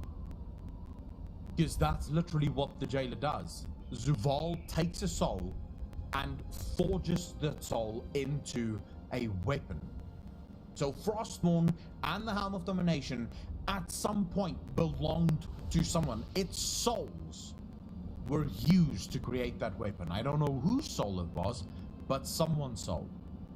So let's go back to the cosmological map and we quickly talk about this. Zuval realized at some point that the amount of power that they're sitting on makes them a prime threat for the other cosmological forces, whom we've already established is at war with one another constantly. That is all that they constantly wish to do. They want to fight each other and they want to win, right? This is their plan, is to win, is to be the number one, number uno, if you will. So unlike his brothers who, and sisters, who simply wish to create worlds for the souls that to live in under their charge, he decides, no. Why have all this anima simply sitting there, ready to be used, and not use it to prepare ourselves for the ultimate war to come? So here Zuval betrays his brothers and sisters for the first time. The Eternal Ones clearly have no interest in interfering in the affairs of mortals. They never interfere. They are one of the only cosmological forces who quite legitimately keep to themselves. They don't interfere at all. Zuval creates the Morse one. Beings that can travel between worlds. Worlds that was never meant to be crossed over. He creates the Morse one. In other words, beings that can fetch specific souls that he wants for his weapons. And here comes the next betrayal. His brothers and sisters find out what he's been doing with his souls. The souls left in his charge. Remember, the souls that is meant for eternal damnation, that he decided is too precious a resource to let just waste away. He's been turning them into physical weapons for his own assault on the other cosmological forces. This, I believe, is why they ultimately turned him, or why they ultimately banished him. And this is why they built Ouroboros. Ouroboros was built to divert the natural flow of souls, where souls naturally always flowed straight into the maw, where they would be judged by the Eternal Ones of Death and then sent to a world of their choosing. The Eternal Ones of Death realized, no, too much power for one person to have. We're gonna make a construct that doesn't question, right? So this is a construct that will do what they do as per the instructions of the purpose. This construct will not have free will, will not be able to decide other than what the rules state they should do. So limited AI, if you will. And this is what the Arbiter does. She directs the souls, and Ouroboros allows for the souls to be diverted. So if a soul is sent to Bastion, Ouroboros overrides the original path of the soul and sends it to Bastion. If the soul needs to go to the maw, guess what? That never happens. This is why I believe this is what happened. Because we're told by Blizzard that the maw is where the irredeemable go, the ones that can't be saved. We know for a fact that the Shadowlands have never sent a single soul to the maw. They don't. This is why Devos and Uther interfered with Arthas. They interfered because Devos knew Arthas would not be sent to the Maw, where, according to Devos, he belongs. She knew that the Arbiter wouldn't send it to the Maw, because every soul you give to the jailer is a soul too much. Because he will use it to build weapons. He will use it to strengthen his army. So you have to keep him starved. And we now know that not even Revendreth sent souls to the Maw. Revendreth used the souls that was irredeemable as batteries.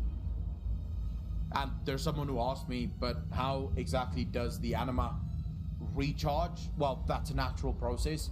All beings in the Shadowlands can do that. When they give up some of their anima, over time, the anima does recharge. So it is a natural process. The anima builds up again, and then you can expend it again if needs be.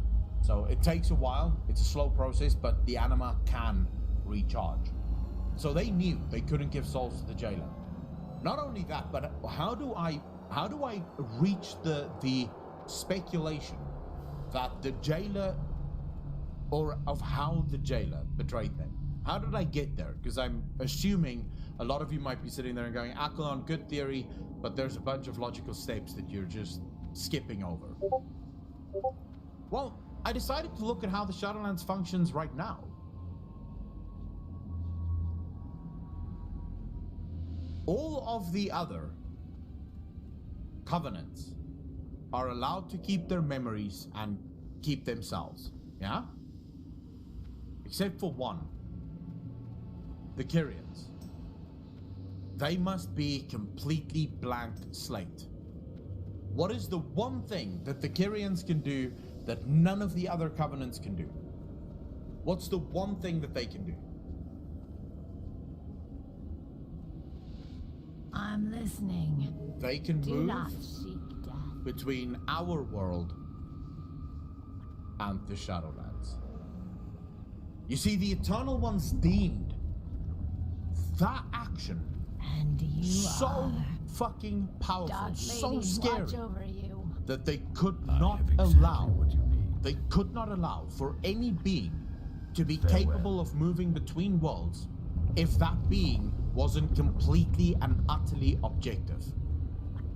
This is why they strip you of your memories, to ensure that you would not pass judgment on any of the souls that you collect. Why would the Eternal Ones require that? If not because they saw what happens when the jailers Morsworn were able to cross over into the realms of the living, while not being completely and utterly objective, while being able to move willy-nilly and do whatever the fuck they wanted. They saw the amount of havoc that could be wreaked by a soul that can do that. This is why the Shadowlands is set up the way that it is now. If you listen to Steve Danuse's interview, you get the idea, because one of the questions they asked him, Watch your back. the Shadowlands doesn't seem fair. You know, we serve our entire lives fighting and doing What would whatever, you ask and then we them? go to the Shadowlands, and there we're just Trust no conscripted one. again I have exactly to what you need. serve more. So it really doesn't seem fair. The Farewell. way Steve Danuser answered that, I got this idea, this feeling, that the 5 zones that we know of in the Shadowlands right now, the 4 covenants of the Shadowlands, are not what the Shadowlands originally was meant to be. They were set up after the betrayal of Zuval. After he betrayed them, they set up these covenants specifically to stop this from ever happening again. To ensure that even if another of the Eternal Ones went the wrong fucking way with their beliefs, they could stop it. They would have the armies available. They would have the tools in their toolkit to stop another one of these I brothers am of theirs forsaken. going the wrong way Remember, patience. and ultimately almost destroying the universe. What now? Because I do think that's what Zaval wanted to do. The reason he wishes to What is destroy it? all reality is once you do that, all reality now exists within the Shadowlands, which means that the other cosmological forces can't do anything about it. What are they going to do? They're going to attack the Shadowlands at full force? No. That would be a suicide mission. The war would truly be over if all reality would come to an end. That's my theory on the Maw, on the Shadowlands, and more specifically on how Azeroth fits into that picture. She is the literal anchor of the universe, ensuring that reality and the Shadowlands have a link. I still believe that this wasn't always how it was meant to be. I think at some point you went to the world that you served under, and Steve Denuser did actually make mention of that. Demons go to Val, Titans go to Order, to one of their worlds, the Void go to the Void, and the Light go to the Light, and life goes to life. But I believe the original purpose of reality was that if you were just a normal commoner, you would go into the Shadowlands and there you would live the rest of your days in the worlds prepared for you by the Eternal Ones of the Shadowlands. If you were a priest of the light, you would move to the light once you died, and there you would serve for all eternity in the light, in your sacred charge as a warrior of the light. If you were a warlock or someone who embraced the foul, your soul would ultimately move to the foul side of things. If you embraced the void, you would move to the void. You get the idea. Whatever you served in life, that's the cosmological force that would have claim on your anima. But because of this war, because all of them want all the souls, they're not happy with just, getting what is owed them. Ultimately, death managed to claim all of reality. And I believe that's because death won. What do you require? Death won the last war. Speak quickly. And so it was easy for them to claim the Embrace souls. the Now, the shadow. war isn't over. All of these other cosmological forces have been scheming and planning consistently, trying to figure out where's the weak spots. What do they need to do? But that's where I think this entire story sort of comes to a head, if you will.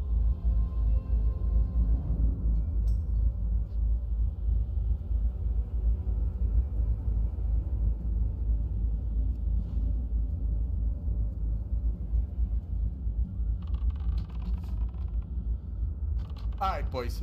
Let's quickly get in here. I promised you all that I've got a theory for you, and in order to do my grand theory for the night, I kind of have to do this theory first.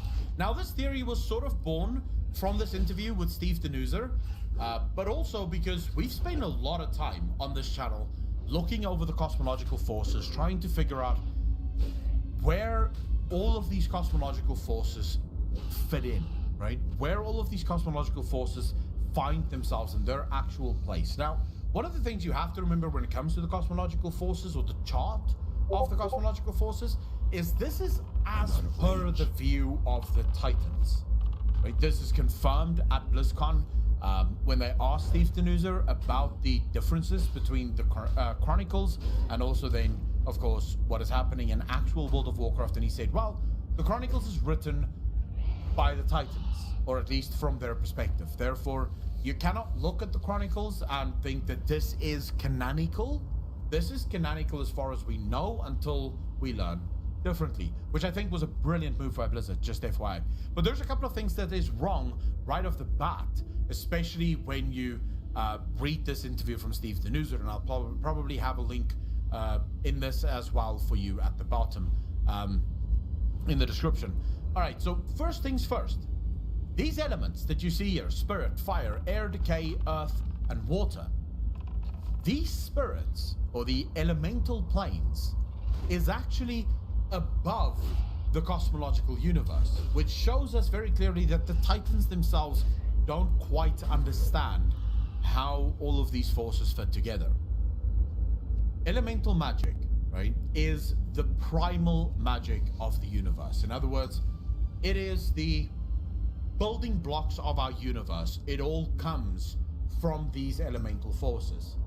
The cosmological forces, in other words, disorder, death, shadow, order, life, and light, that is actually what they call high magic, right? So this is, or higher magics. So it would be the second in command.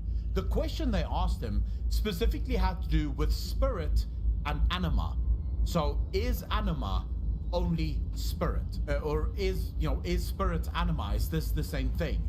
And his basic fundamental argument here, Steve Januser basically said, and this is something that a lot of people have been pointing out, a lot of people have constantly been wanting to look at spirit as sort of the driving force of our universe. But in this interview, right, Steve Januser proves, he says, all of these elemental forces are equal on the elemental plane as the primal magics of the universe. So spirit isn't this far off sort of, it ties the whole universe together. It is just one cog in this entire machine that we call the universe, that we call the cosmological universe. Now, there's a couple of things that also came out in this interview that I believe is absolutely necessary for us to talk about. So we learn that these cosmological forces have a sort of two-way street that they function on. The one is that they all want to have all the power in the universe.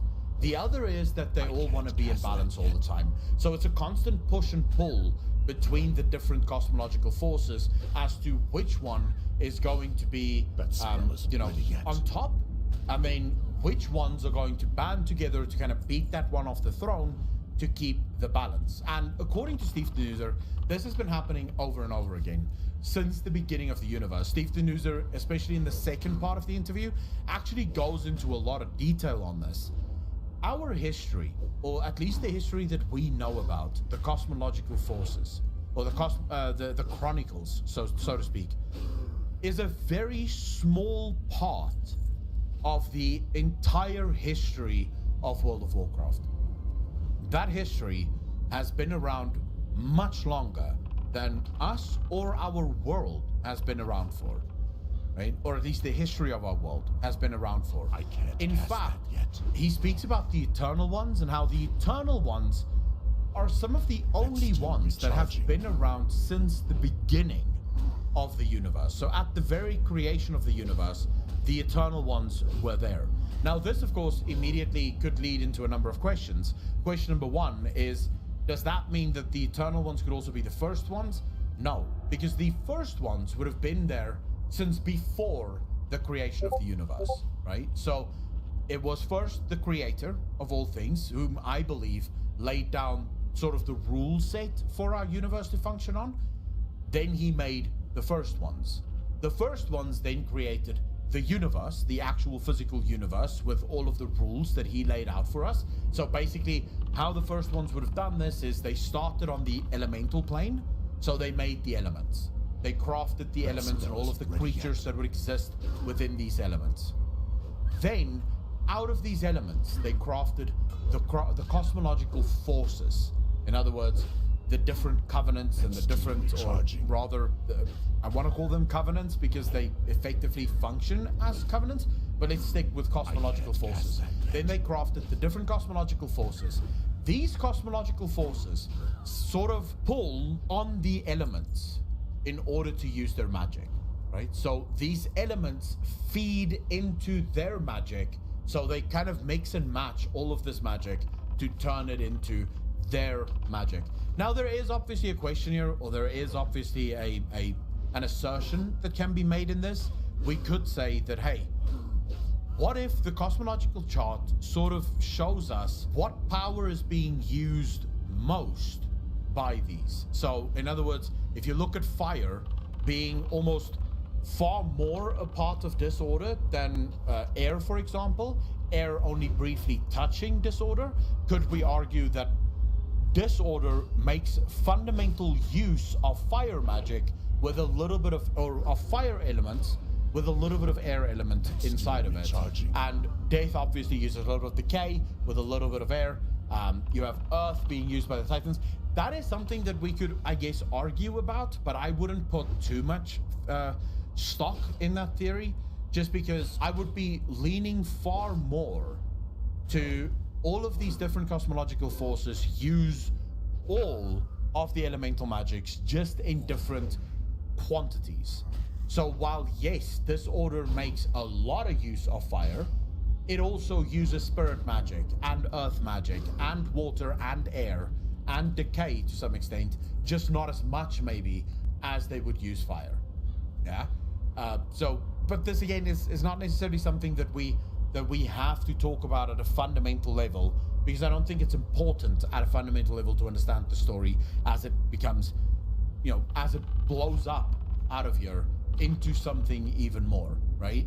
Now, from the cosmological forces, right, we know, thanks to this interview, that there is a consistent war between these cosmological forces for control over the universe.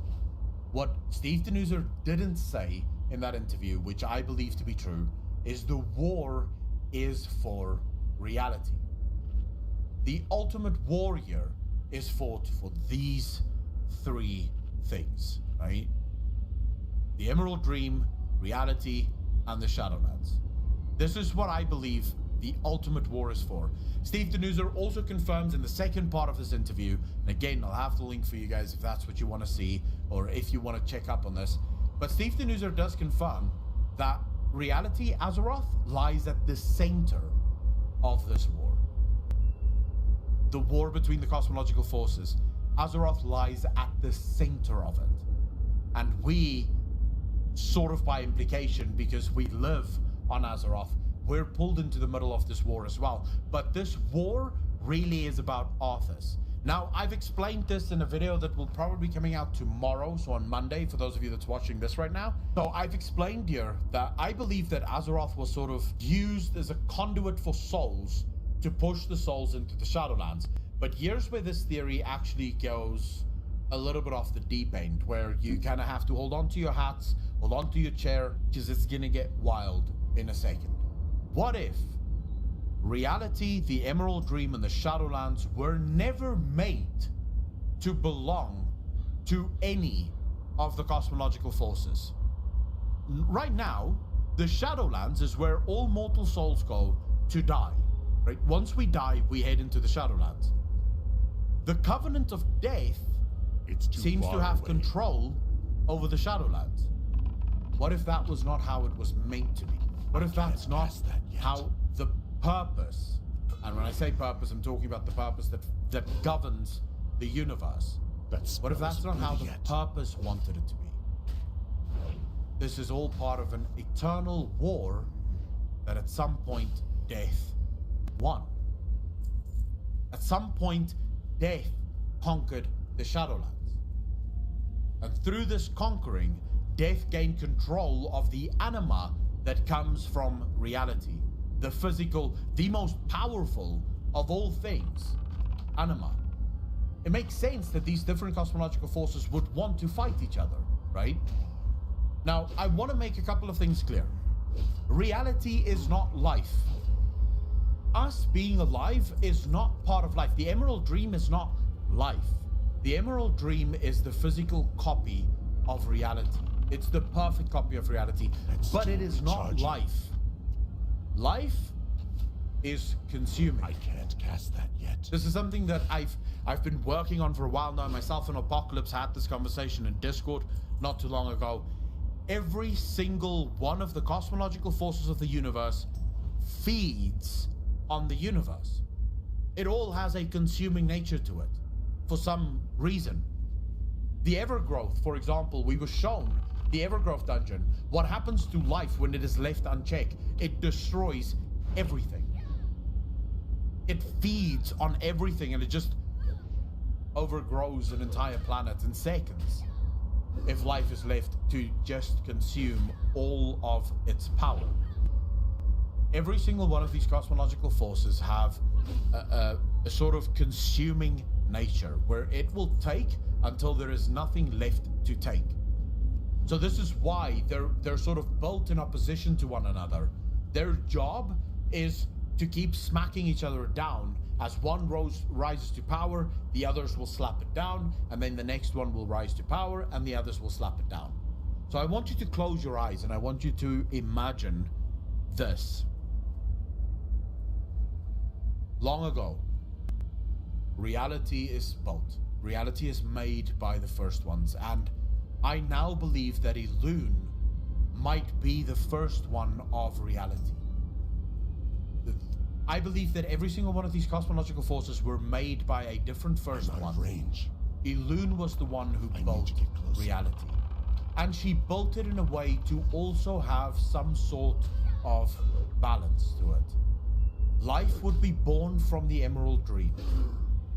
From the Emerald Dream, it would come into existence in reality, where it would spend a minute amount of time in the backdrop that is the universe of infinite time.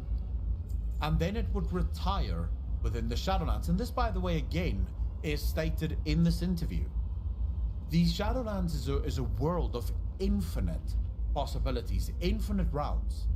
And there are realms that we're never going to see in the Shadowlands, but these are realms that, for example, when Steve Denuza was asked, what about Duratan?